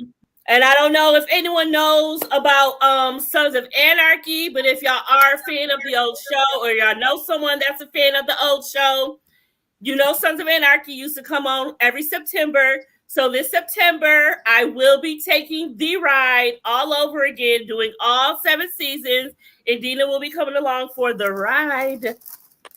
Yes. Now, Confessions and Mod, are either one of y'all joining me tomorrow for Word on the Street? I am. Okay, I posted the topics in the group. Yeah, I know. I don't know how long I'm gonna be at my brother's baby shower, but he's at his baby shower, so I may or may not. Okay, well, I'll post the link in the chat, and we're gonna go on after the DC panel. Yes, Lori. On Sunday mornings we are with Keisha Reviews, who does her Love and Marriage DC panel Sunday mornings. So yes, you are correct. But we also Okay, what you drinking, Mark? Our late night status, because I do it for the late night people. So I'm a late night heifer. Wait, hold on. What you drinking? Fireball. Fireball. Ooh. Okay, and I got tequila. Mine got vodka. And what you drinking over there, Confessions? Oh, come on. If you don't know me. Oh, Tito's. All right, y'all. Up to it. Woo, I made this strong. Woo! Woo! Let me stop before my mama be mad at me. My mama watched one of my lives the other night and said, but why you gotta say you got Tito's running through your body? I love your mom. If my mom, no, you love my sister because my sister loves you. No, I love both. I love your mom because the one time, when you went to the hospital, your mom was like, no, don't bring her back. I was like, yes, yes, that's my mama. But my sister's like one of your biggest. I love your sister. Yes, yes. So she wasn't in the chat today. She must be asleep. Or she might just been watching. Confession. Hi, big sister. Hi, sis. Is she younger than you? Huh? Is she younger than you? She's older than me. Oh my God! So she's smaller. How old are you, Mom? How old are you, Mom? Confessions is always confessions. We don't talk about my age over here. No. Because you made a big deal the other day about it. I'm not 40 yet, so I expect your elders. Have we cleared Confessions? You're gonna have to respect me. I'm sorry, I can't hear you. I'm waiting on these two to stop talking about. Have we cleared up ourselves? What? I think so. What? Have we totally exonerated? Hold on, I gotta take this call real quick. I mean, I never said that he was guilty of anything. My only issue was, and I'll say this was my personal opinion. My only issue was how I felt, but that's probably based on my experiences in dealing with men. So I'm not saying that's exactly what he was doing. Like I'm right there in his brain. I'm saying for me, watching what was given to us on TV, that's how I felt based on my experiences. And if I'm wrong, then I will admit that I am wrong. Right. I'm gonna say this. My question. I'm gonna say this. Here's with some Mark. When you talk to your sister-in-law, please tell her how I appreciate her. How of a strong woman. How of a strong. We thought your sister come chill in the chat. She is funny. Wait a minute, Mark. Have fun and has good insight. How of a strong. She reminds me so much of myself. She has refused to settle. It doesn't matter what nobody says about nothing. This is my husband. I'm gonna keep my household intact. Doesn't matter what Melody has to say on these streets. Doesn't matter. But Ma, here's the thing, and I think these are the true things. And this is me being as transparent as I can be. There are a million Melodies out there trying to ruin households. I understand that. Oh, of course. They're everywhere. I understand that. Look, there are girls out there. We got married together. Me and all my clique got married together. We need to get divorced together. And listen, and the thing is, I hate when people say, but no one can ruin a person's marriage but them. You can't. Oh, you got to be strong. It's just like people got to be strong in their faith. They got to be strong in their marriage. Not. Wait a second. Here's the thing. There's a whole generation of participation award winners that people can come along and ruin their marriage. There's a lot of people out there that can come out there and say, well, I saw your husband and you would rather have your girlfriends by your side than to work it through your marriage. But let me tell you something. As for me, as hard as it is to find somebody that's loyal, faithful, or all the whatever your list of things is, man or woman, if somebody checks your boxes, right? As hard as it is to find somebody to check your boxes, excuse my language, fuck them bitches, okay? Because when I'm laying in the bed, home alone at night, and I ain't got nobody to cuddle with my dog, them bitches ain't gonna be there. So when I get with somebody, can't nobody take away what God put together. Dina, I'm gonna say this, and this is as shady as I'm gonna be tonight. Oh Lord, brace yourself. Right. I got a new shot ready. When it come down, Oh my! Wait, hold on. I can't hear him. no, What was that, Mark? What was it? that was Melanie jumping out the truck trying to. Martell, your kids is watching. Don't do that, Martell. When you done threw away your whole marriage, dogged them for 3 seasons, and you still wanna That part. listen. That part. All marriage all together. There's a That lot. part. I'm gonna say this, and this. Mattel. Could she not really want her kids to see that, though? You don't want your kids to see that. Do you want those kids to see these videotapes and these interviews when they get older and they see the stuff you talk about? Okay, but she wasn't team out there because weren't they there looking right then and there? It don't matter. Aren't these It do. what confessions? These Mark. videos ever. These interviews rooms, these green screen rooms where you go back there and you got to talk them forever. Here's my point. And my point is this. If you're going to get, don't wait. If you think you're lonely now, wait until tonight, girl. Go on ahead with the Bobby Womack. If she threw her marriage away prematurely, I'm saying this. There's a lot of women who done worked through some cheating stuff. It's a lot of women who done worked through some stuff. And I'm not telling everybody to work through it. I'm not. But if you're going to take the vow don't say for better or until it get really hard. It says, or for the worst thing you can imagine. And she dipped out. She let her house get foreclosed on. And I'm never, and this is a Scott mantra, if I can help it and if it's in my power, I'm not letting go of my wife. Now, a lot of men will tell you if it's between losing my wife and the kid, I can make another kid. When you find a wife after all this goddamn struggle, 2 things, and I've said this to Martell, bro, you went down there and you bought the ring, you paid for the $25,000 for the ceremony, you paid all of this money. What I'm not going to do is I'm not going to go out here and I'm not going to trade in the ring I got you, the house I got you, the mortgage I got you for some, I'm not going to trade all of that. You're going to have to come home and you're going to have, even if I drug you going to give it to me. The second thing is this. If I so happen to do, we're going to find a way through this.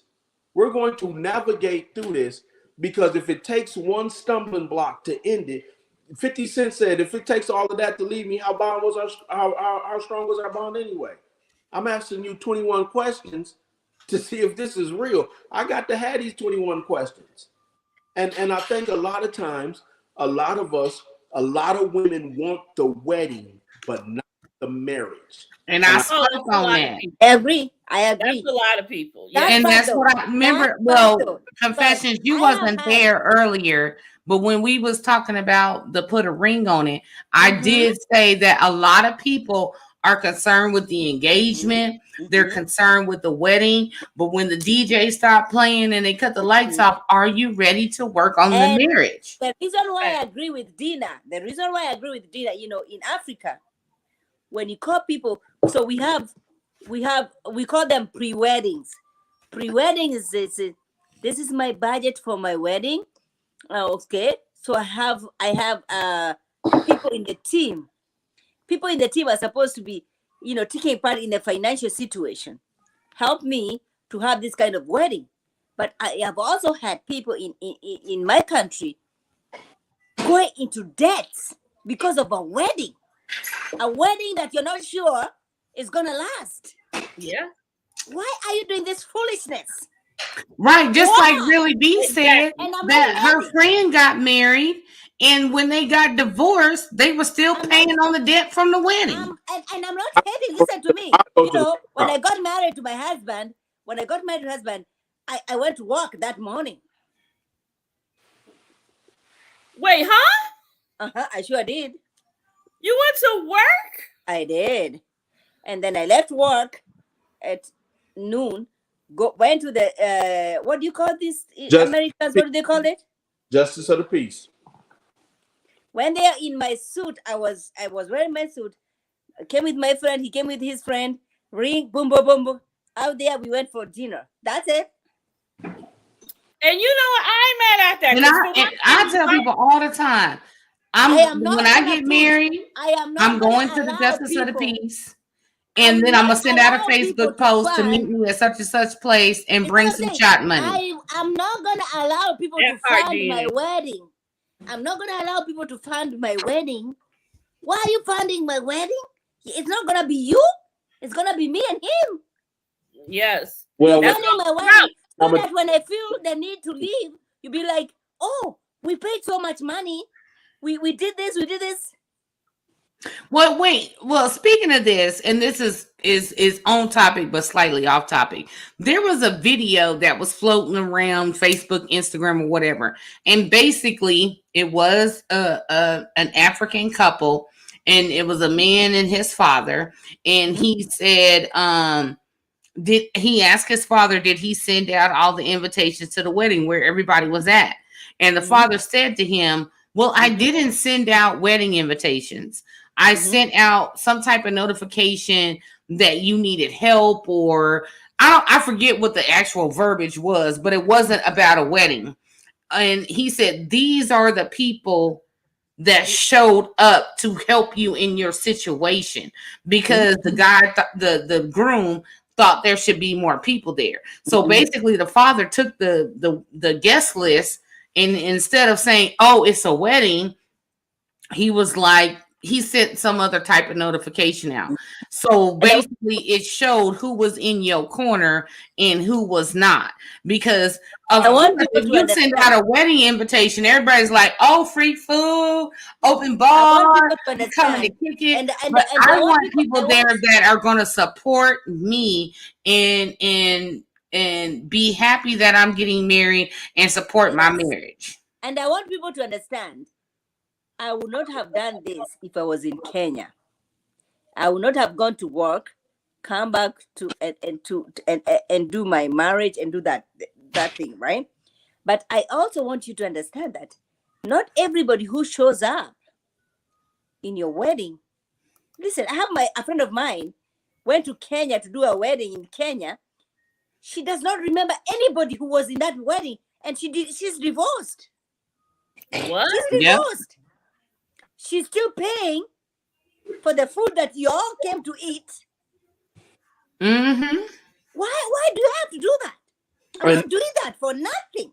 So, Maude, I know what I have. Maude, I'm about to tie all of that back into this, and that's who Marcel's answering questions for. I'm not doing it for anybody. I'm doing it for what I know I have. That's why he's not giving y'all the answers. Because and I don't care about that. That's fine if he's not giving us the answers. Right. But if his wife is asking these questions. Yeah. So he's answering to her. It's different. But the wife is asking questions. If he wants to answer her behind closed doors, I 100% support that. And like I said, I totally get it. There are three entities asking the questions. Is it your wife asking the questions? Is it the outside sources, the family members asking or friends and family asking the question?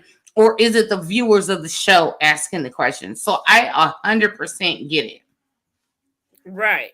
And if they don't tell us, they don't tell us. Because like I said, I'm not the penis police. You know what I'm saying? That's Tisha's penis. She and that. I don't care.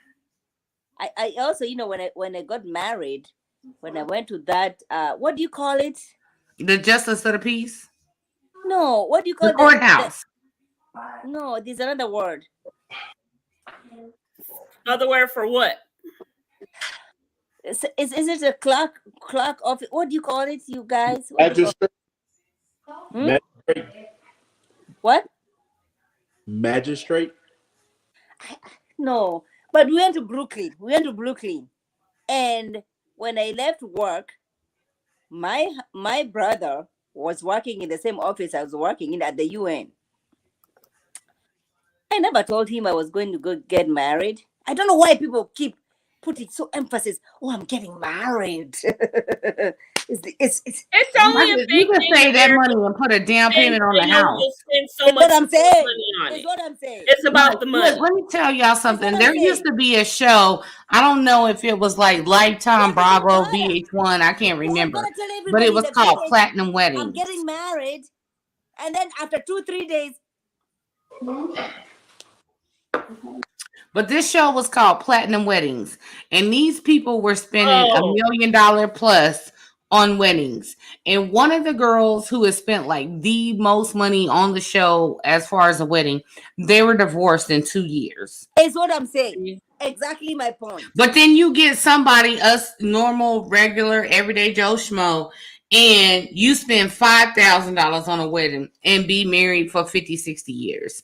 You know what I'm saying? I really think that a lot of people, based on society's whatever, are putting so much emphasis on the engagement parties, the bachelorette parties, and the wedding. And then they're losing sight of what they need to do to take care of the marriage and make it get the longevity of the marriage. are you talking about annulment, Mod? What are you talking? Describe what you're talking about. We went to the clerk's office in Brooklyn. What do you call it? The justice of the peace. I think you're talking about the justice of the peace. That's not the word I remember, though. I don't know. Clerk. Municipal. So that's normally where you get married. If you just go to the courthouse Is it and get married. Is it called municipal's office? It's in municipal. Yeah, the municipal court, and you get married with the justice of the peace. Yes. That's why we went. Listen, we finally got it. It was Demeanor Joe. Look, Demeanor Joe just woke up. Girl, you've been late. You need to start dropping. My husband was asked. Listen, is there anything that you want to talk? Is there anything that you want to tell your wife? Yes, and Demeanor Joe is right, because check this out. I'd rather go to the Justice of the Peace and pay that little $40, $50, $100, whatever it is, and take $30, $50, $100,000, whatever. I mean, look, I'm in the hotel industry. My highest wedding I booked was $300,000 plus, and that was rooms. And it was like $150 per person plus, which is plus tax and gratuity. So I have booked major weddings, and all of this, yes, was pre-COVID. But all that money, $300,000 on a wedding, is a nice house somewhere. Exactly. My husband, I agree. My husband was asked, do you have anything you want to tell your wife? To be Miss Demeanor, I'm not look, hold on. Let me say this. Miss Demeanor, I'm not trying to bark orders or nothing, but if you would be so kind as to drop some links in the chat for the Love and Marriage DC panel tomorrow, Word on the Street tomorrow, as well as Maud and I's channel, that would be really, really awesome. I don't want to be like this other person, AA. That's all I'm going to say her name. I'm not trying to bark orders like she did at a certain mentee coworker of ours. So I'm going to say it in my really, really, really nice voice. If you could drop some links, I really appreciate it. Hey girl, Kiss My Cheeks. And make sure y'all follow Kiss My Cheeks. She is also part of the mentorship program. Look, I be trying to be politically correct because I love all my girls in the mentorship group.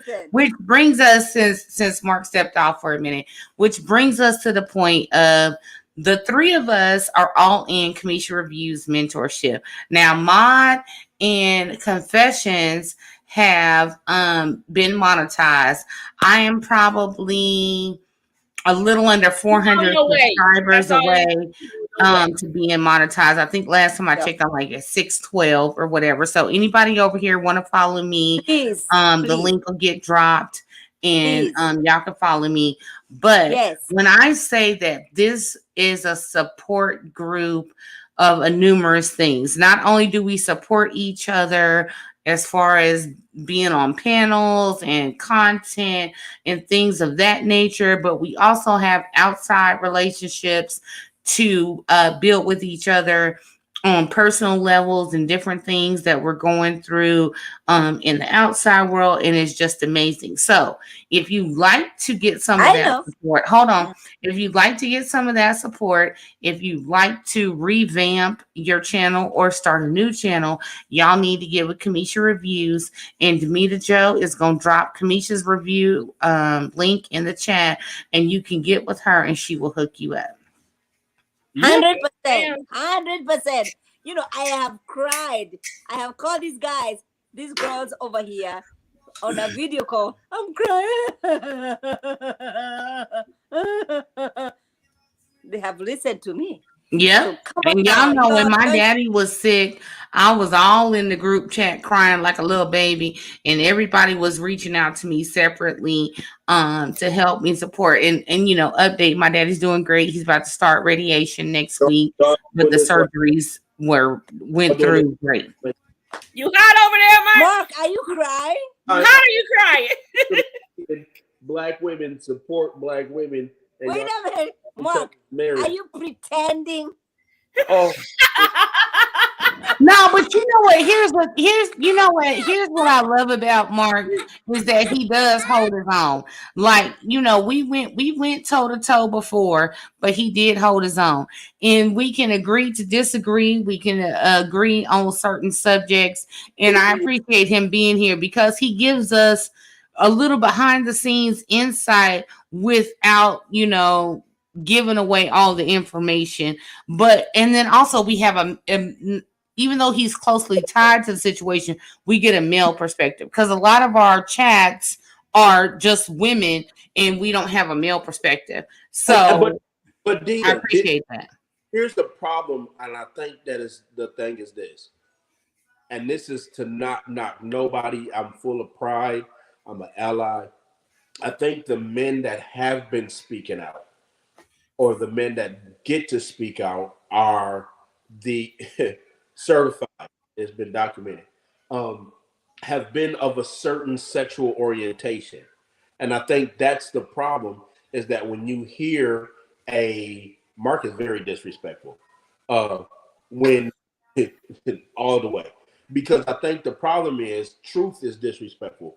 But I think the problem is when women hear a heterosexual man have a certain position or why does this man argue with women? Because why do women argue? It's because at a certain point, we have to realize that both of us have a view of it, and women aren't used to men doing it unless they're of a certain or sexual orientation. So I think that smoke alone, or wanting to be that presence, and I'm gonna just give Kevin Samuels, he had heat. He sleeps with men. Jordan, Michael B. Jordan just got divorced. He's bisexual. Martell just had a video come out. He's bisexual. Every man who has a problem with women supposedly has a question with his sexuality, and that's not fair. It's like saying heterosexual man can have an opinion about it and it disagree with women. And if that's the case, then what we're saying is women are the forefront of emotions, of relationships, and all of this. And if women are the forefront, then y'all should have the best relationships ever.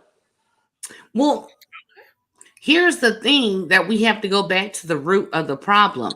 The root of the problem was women were taught to deal with their emotions and men were taught to hide their emotions. So now that we're in 2022 and there's a flip of we need to seek therapy, men need to be vocal about their emotions, then you want to put labels on them like you can't have it both ways. You can't discredit someone for having their emotions after you told them to have their emotions. So it's crazy to me that for hundreds of years it's like women can cry, men can't. Women can and be emotional, men can't. But then when a man is emotional, now you're questioning his sexuality. That's not fair. No, but I understand what Mark is saying. Because That's what I'm saying. I'm agreeing with Mark yeah, saying. I that because When a man voices his emotional side, now they want to question his sexuality. I am agreeing with what he's saying, and that's wrong. But the other thing is this, and I said this in one of my podcasts. I have a podcast series going on, The Voice of a Man. And Monique, what that mean? what in The Voice of the Man, one of the things that I said is this, is that women deal with emotions regularly, at least once a month. We know that y'all emotional. So we expect men expect women to be more responsible and understanding of their emotions. But when it comes down to it, you see women who fly off the hat, oh, I'm just emotional. Men don't get that same kind of leverage. You right. You don't get the same kind of permission as a man. Where Mark, where is your podcast located? My podcast is on Anchor. It's Brown Roots. Okay. Do you have access to the actual thing on YouTube so you could drop the link in the chat to your podcast? Maybe. I'm just trying to help you out, brother, because we dropping our links. You should be able to drop yours. I'm not that savvy. I get a link and I come up. Okay, Miss Demeter Joe, can you find Mark's podcast on Anchor or whatnot and drop the link to his podcast? Oh, she already got it. Look, see, that's why I needed Demeter Joe in there. I figured she was asleep. I was gonna say earlier, where's Demeter Joe? She already got your podcast. And if y'all in the chat, please follow Miss Demeter Joe. She is also a dope creator, and she is just also just dope. Period. So she's super dope.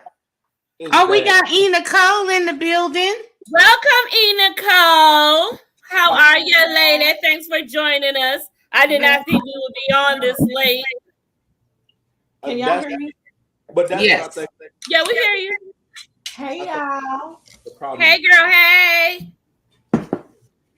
I was like, let me go show my face because I don't want to get cussed out. Well, you never should. You're not showing your face. You're not showing your face. That is the cartoon me. That ain't you, though.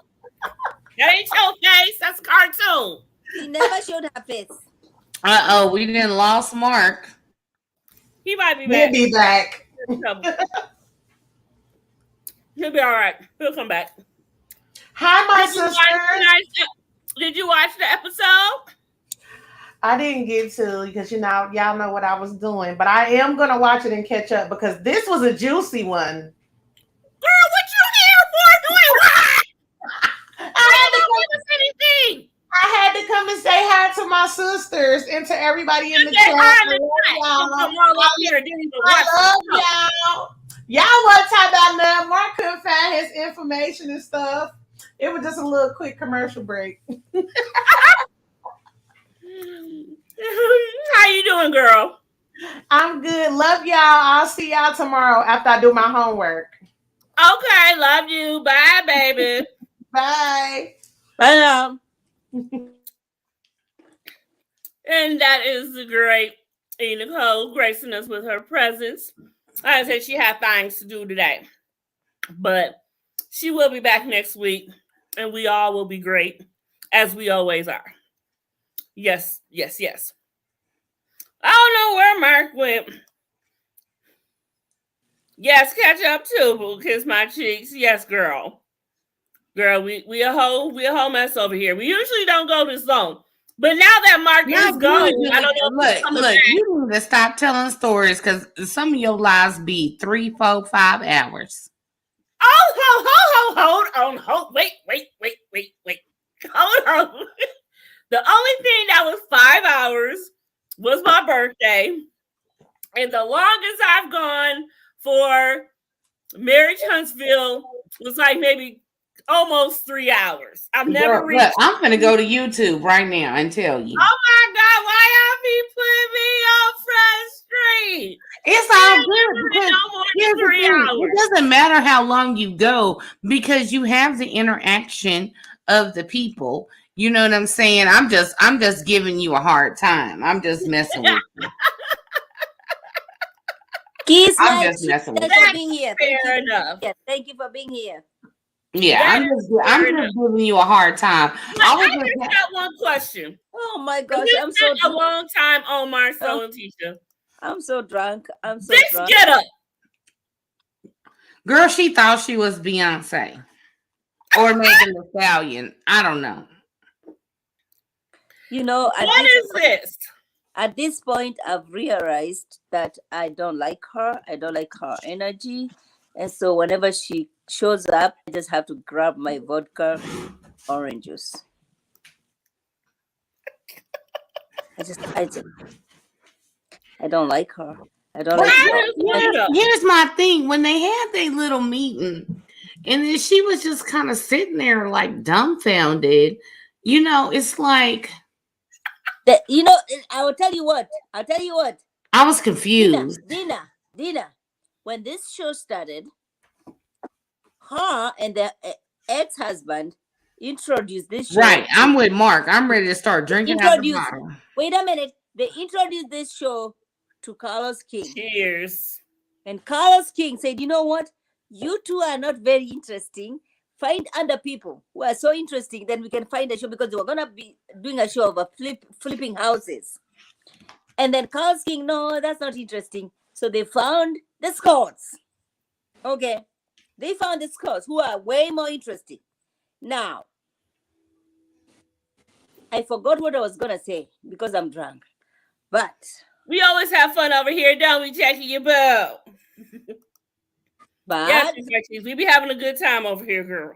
Mm-hmm. At this point, I feel like Melody is done. She's not bringing like. Why is Melody being brought up? Wait, what did I say? Don't break your arm, Mark. Do not break your arm, honey. Yes, Mark. First of all, fuck Melody and fuck Van. They came. You guys, I'm so drunk. Hold on. I'll misbehave. If I continue on this live, I will be on the chat. Okay. Bye. So what happened was Melody and Martell came on and figured if they tell their story, if they tell their cheating story, that they would get the grace that the people would, you know, let their marriage go through. The problem is this: Mark is literally obsessed. Mark is not obsessed with anything other than making money. Thank you for putting the comments away so I don't have to get sidebar. I don't. The problem is this: Melody and Martell had an interesting story. The problem is their story is what every other woman's story. Not checked out. The other thing is this: Maurice and Marcel didn't have a story. They are pretty regular. They, you know, do stuff, but cheating from a man who hasn't, you know, like Marcel would be a story. The thing is, Melody is done. Without Martell, Melody is you don't need Melody. And so that's why she has to film with Martell again. Because Martell's studying for his builder's license. He gets his builder's license, then what? He don't need Melody. Melody needs somebody to help Melody, and this is if y'all getting engaged or if y'all married, you're a helpmate. You are a helpmate. Martell is a whole hustler. Since Martell can't do nothing, he done wrote a book. He done come up with some wine. He done got other people to help him build 40 acres, the 47 acres. Martell is doing everything. And the kids got a book. Thank you, Demeter. Good night, boo.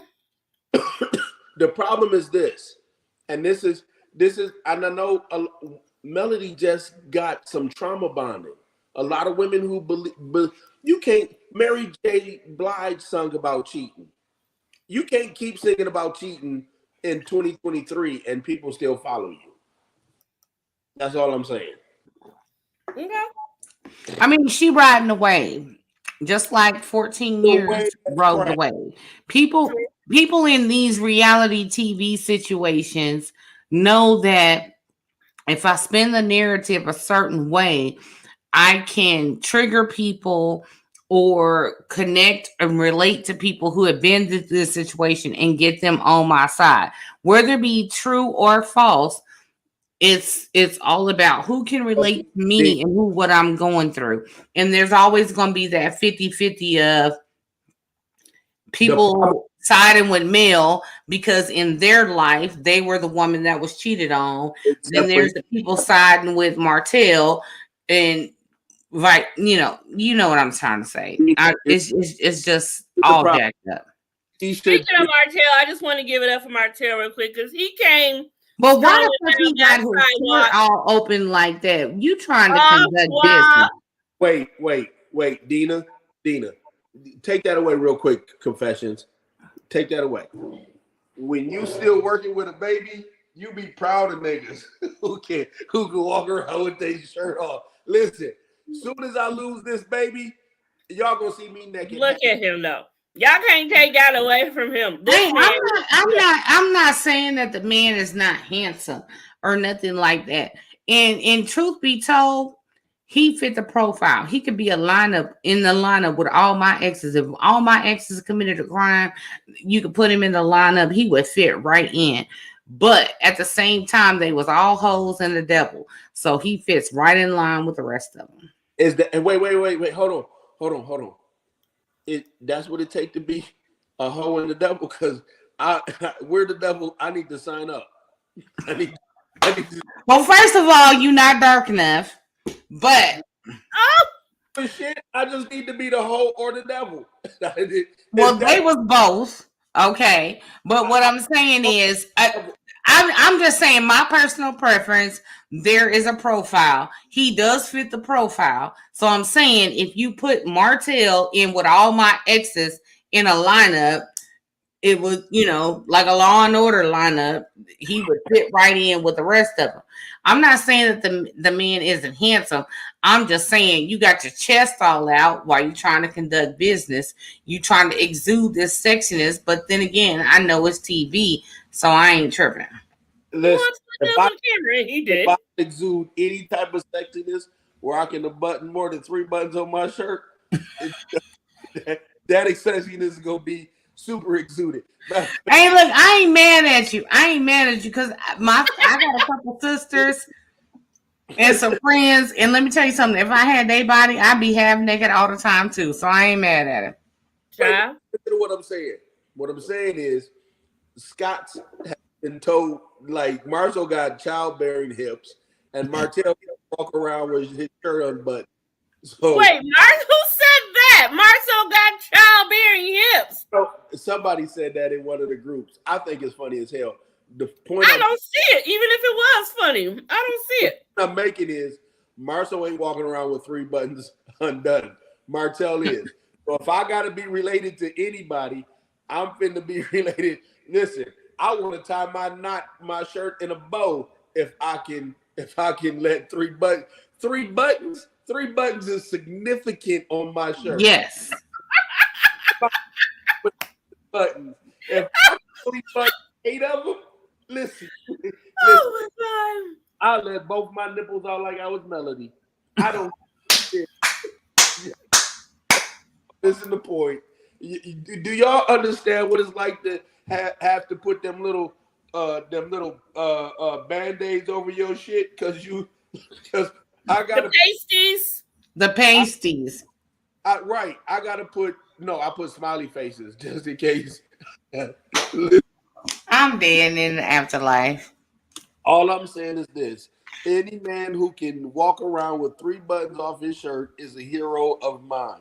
And Martell, whether y'all call about his little tight motherfucking onesie suits or whatever, the nigga can get naked and see his toes. I still have to lean forward a little bit to make sure I got. I'd be like, that's all 10. Like you can. That ain't nothing but a couple of hours at Planet Fitness or LA Fitness. You got that. Listen, he came with it. Right. Yeah, because men lose weight faster than women. Like if me and my man was to go on a diet together, we'd be like, okay, we gonna cut out soda for a month. This motherfucker be done lost 20 pounds and I'll lose 3. So you can get it. You can get it handled. I'm gonna tell you this. Yep. What you just said, I'm officially a beta man because my shit do not fall the fuck off like that. I'm struggling. He said, I'm struggling. Listen, Hey, you know what I'm about to do, Mark? I'm about to follow you on Instagram, and they got these sexercise videos, right? So you can do like actual exercises like you would do in the gym while you having sex. And then on top of that, for every 10 minutes of sex you have, you burn 250 calories. So I'm gonna send you the little videos and hook you up, and you'll be summertime fine in no time. First of all, I'm 44 years old. I ain't got energy for no. I got energy for half a round, so 10 minutes is too long. This is a race. In 3 minutes, I'll see who won. That's all you got is 3 minutes? Oh shit! I don't know where. Hell motherfucking no. Hell motherfucking no. All you got is 3 minutes. So you must be given like 30, 45 minutes of some extracurricular activities. Because if you came at me and all you got is 3 minutes, you was getting fired. Hey, I'm giving 2 hours and 34 minutes of extra activity. It's called AMC VIP Pass. We going up to the movies. when the fuck we get done with the movies, then we can go home. Mark, I'm so done with you. I had so much faith in you.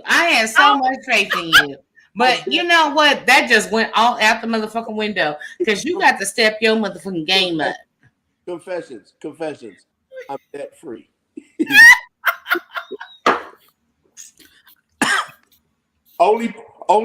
Only poor niggas can fuck all night long. I'm debt free. Mark, don't say the N-word. Okay. Only poor fellas can F all night long. I got to go to work. So you got Oh my Lord. But 3 minutes though? 3 minutes? If it's 9:57, you got till 10 o'clock, and then everything in me shut down like a car out of gas. That's why you gonna get raped at 6 a.m. That's why you gonna get taken advantage of at 6 a.m. You know, I know. I'm so sorry. Just edit it out. You can go back and edit it out. I'll show you how. I don't know how. Listen, I said I'll show you how. You can edit that little 3 seconds out. Listen, I'm gonna promise you can't do that because I gotta be to work at 6:30. So whoever you okay, at 4:45, you getting taken advantage of because he'll wake up before you wake up. But I'm still tripping off this 10 minutes. You really is. Hold on, Dina. Hold on. Hey, bro. Dina, you is bad about it. Dina, as soon as I leave, pull over in here. And 10 minutes. What the entire F? Can you go ahead and take can you handle my life? I mean, they got it like that no more. But 10 minutes. I ain't asking you to go 30 minutes, 45 minutes, an hour. You know what I'm saying? But 10 minutes, you could do the extracurricular activities for 10 minutes. Then you could break me down for at least 20. Yeah. But shit, 10 minutes, that's all you got? Dina, look at this. You see this right here? You take this cord and you plug it into the end of the wall, and you can have all night long. I pay bills for roses. Oh my Lord! A dozen roses before I go more than 10. I cannot with y'all. It's killing me. Like, I wish your MF would. And you know what? I have actually put somebody out my bed before because they didn't know what they was doing. But that was like way back in the day. So like 10 years later, they came back and they said, I'm ready to, try to, challenge and go for the belt again. And they did make up for it. But at 10 minutes, hey, Uber, boy, I will fire your ass so MF fast and fired. You can leave the boardroom. Fired. Hey, come get me out because I only stayed at her house at a boxing fight, and I got to call my. Nigga, you know what? You're gonna have to call for backup. That's what I'd have been like, let somebody give me 10 minutes. I'd be like, hey, you know your partner Chris, what he doing? Because somebody need to come take care of this. Because 10 minutes is not no. Let me help you out. Oh my Lord. We gonna call for backup. Somebody drop hashtag backup in the comments. No. Somebody please drop hashtag backup. Because somebody come with me for 10 minutes, we gonna need some backup. Nina, that sounds Lord. That's what? Listen, I'm gonna tell you how considerate I am. I want you to understand the kind of man I'm gonna be. I will send him over there first. So all I got to do is come and get in the goddamn bed and go to sleep. I don't give. So you gonna send Chris over there to knock the box out, and you just gonna come over to cuddle? Exactly. Listen, when I was young, I used to think I wanted to do it every night, all night. No, man. The way they be working me at my job, I want to come home, give me 2 melatonin, and you could call whoever you want. I don't give 2 damns. I don't. I ain't got time for that. Well, all I got, look, I'm with Chris K. 10 minutes enough. You know what I'm doing. Look, now I didn't been brought to tears in 10 minutes before, but that ain't an everyday thing. Wait. That ain't an everyday thing. Hold on. What's his number so I can call him in case I need somebody brought to tears? Because follow me on Instagram, and I'm gonna tag him and give you his information. Because when I tell you, his skill level, I done been put into a coma on the extracurricular activities, not the actual act, but the extracurricular activities had me sleep. That sounds like I need a stunt double. Yes. He will definitely be your stunt double. Matter of fact, he said he was gonna write a book on how to do these said extracurricular activities. You know what I promise not to do? Read that book, because I'm not doing it. I'm getting my sleep. At a certain age, there's 2 things I like to be consistent: the temperature of my alcohol and my sleep. What you in your pants, I don't care. Yes, checking you, boo. Look, checking you, boo. Let me tell you something. I have only cried like 3 times in my whole life. This brother had me in tears on some extracurricular activities, and in a coma, curled up in the fetal position. And yes, he was that good, and you didn't want him to touch you and do nothing else. So I'm gonna help you out with him. He can be that stunt double. Don't touch me. Listen, dear. Confessions. Let me tell you why I asked what's his name, so I know who to call when I'm done frustrating you. I don't give 2 shits. I don't care. Listen, what I'm not finna do is throw my back out trying to make sure you're happy. If you can't find the way to y'all ask, you ain't got to throw your back out, because let me tell you about the chick I am. I'm gonna get on top and get mine. I don't care if you get yours, but I'm gonna get on top and get mine. And then if you still got some energy left, then okay. But I'm gonna get mine regardless. I can tell you don't listen. Lord. Save a cowboy, ride a horse. Wait, that's backwards, but okay. I'm trying to tell you, I like old women, because all you got to do is, you touched my wig. Listen, I'm trying to save my knees, my back, and my esophagus. I'm not doing nothing but going to sleep up in this house. We can have separate rooms. We can sleep in a bunk bed. I don't give a damn. The one thing that don't listen, call me Shania Twain. That don't impress me much. Oh. Listen, so you can go. Oh, you got the look, but have you got the touch? It don't impress me much. Listen, y'all know about Shania Twain. I need to get up on that old song. I'm not doing none of that stuff no more. Listen, matter of fact, I put melatonin on all my meals. So I'm asleep. By the time we get to the bed, by the time you be like, "Ooh, baby, I just want to," dang, he must have worked hard. It could be my off day. It could be my off weekend, and I'm still taking melatonin. You're not getting nothing out of me. Mark, what's your name on Instagram? Mark St. Patrick. Don't Mark St. Patrick. Mark James St. Patrick. Johnson Broken. E.D. King. Is it? Films. No, I'm about to send you something from him so you have it. Wait, Don't hold say- on. Wait. I gotta add. I do the ad for. Does it say Mark Scott the Third? That's Yeah, that's him. Lord, listen. My skill set ain't nothing. I use Craftsman tool. I use Ryobi, so you know I ain't got no skills. I'm just, listen. Well, the information has been sent for your stunt double. Oh, listen. If it's a way to get better job and more money, that's the only thing I'm trying. Listen, at a certain point, this is what an old man told me. He said, at a certain point, there is what we like to call the time to spend your money and the time to sleep on your money. And so I'm sleeping at the time to spend my money.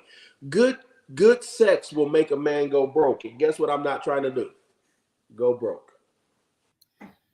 So, and we will actually be talking about sex on the locker room tomorrow. So if any of y'all are interested in that conversation, I won't be. 30 Eastern, be there. Let's get out of here because y'all finna talk dirty, and my Christian. No, that's what I'm doing right now. I'm making sure we got through everything. Yeah, what else you got in your notes? Oh, who wore better? Oh, look at that one titty. Oh, look, shut up. They're both together this time, Mark, actually. Now, who is these people? This is Irena on our left, Irena from Love and Marriage DC, and this is Melody from Huntsville. Well, they got the same styling team or something?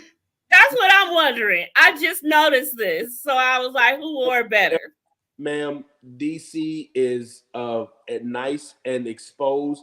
You can see the V. You can see all on the other show. It looks like we have a water balloon in one side, and pump it up. It needs to go on. I'm just saying, whoever does her jackets, and before they do, they need to adjust to get the right amount of exposure. Mm-hmm. Well, I'm not talking about her. I'm saying it's. One looked like Littlefoot.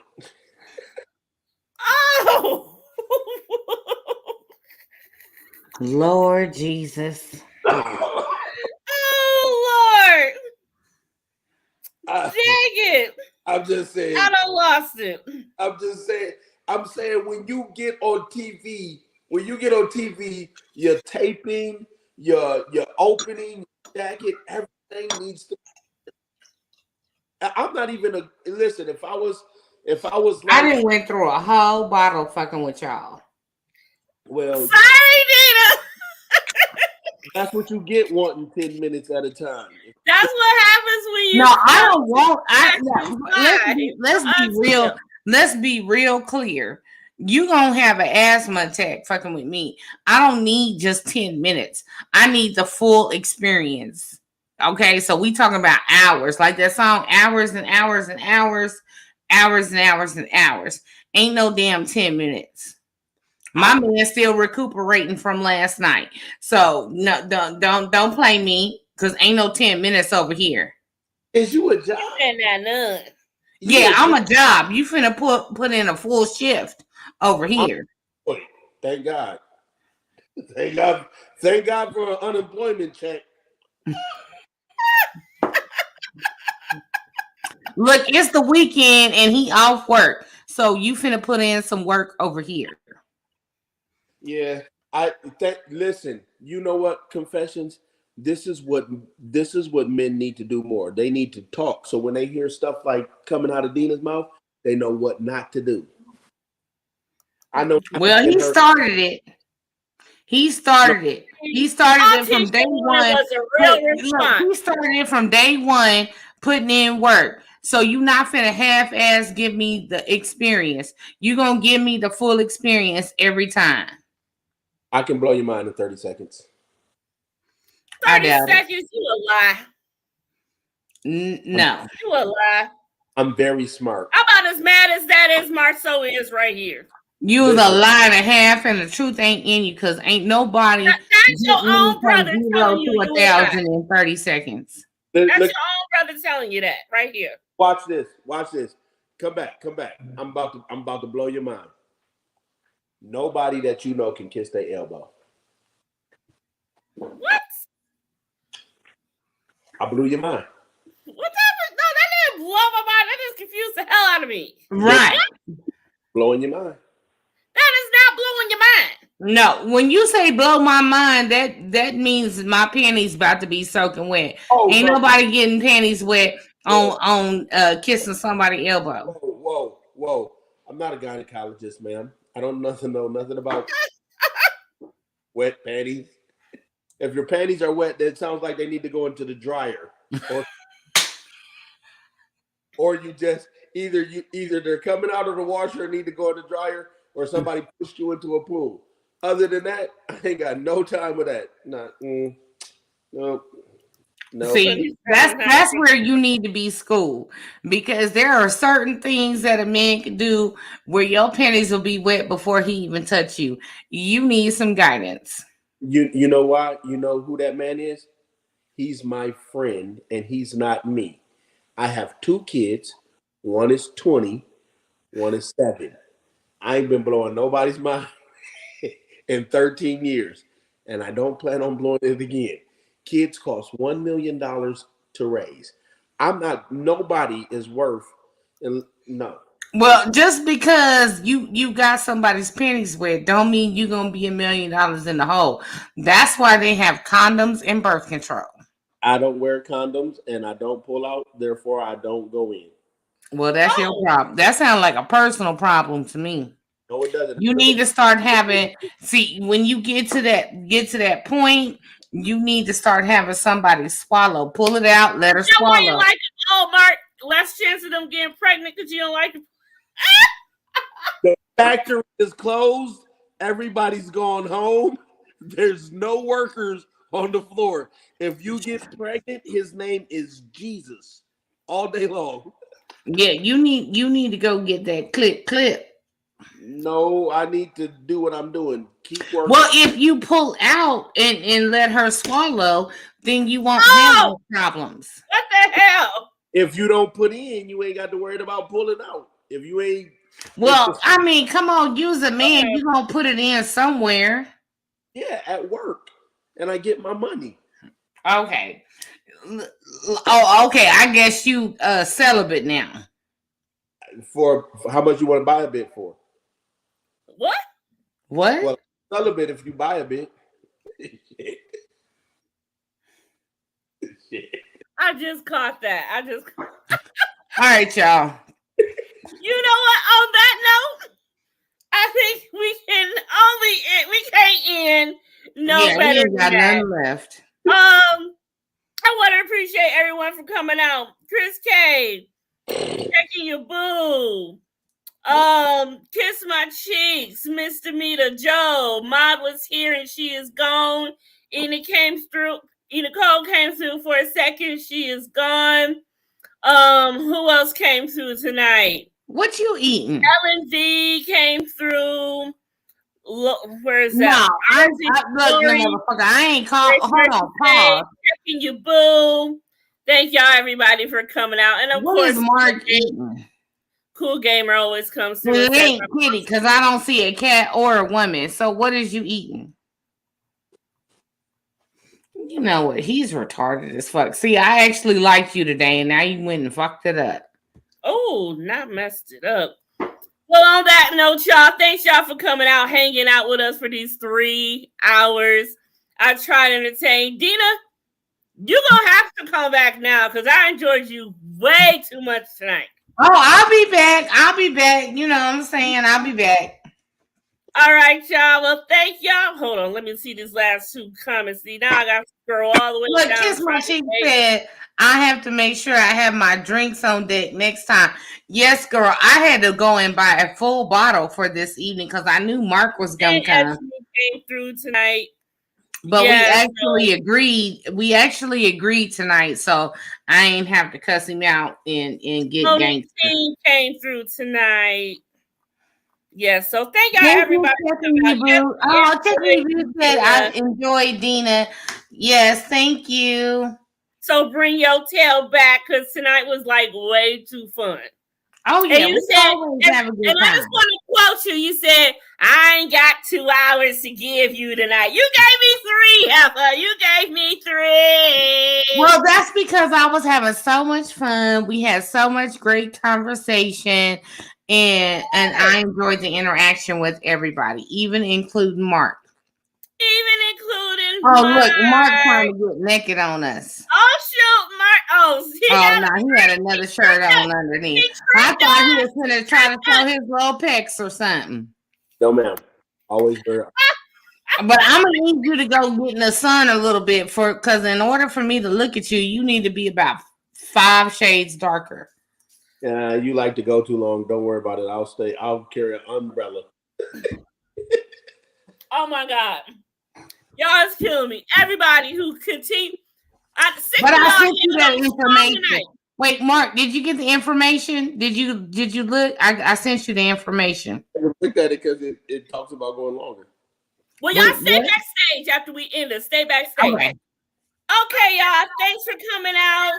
Mark, thank you. You're always a pleasure. Dina will be back. And y'all know how I like to end this.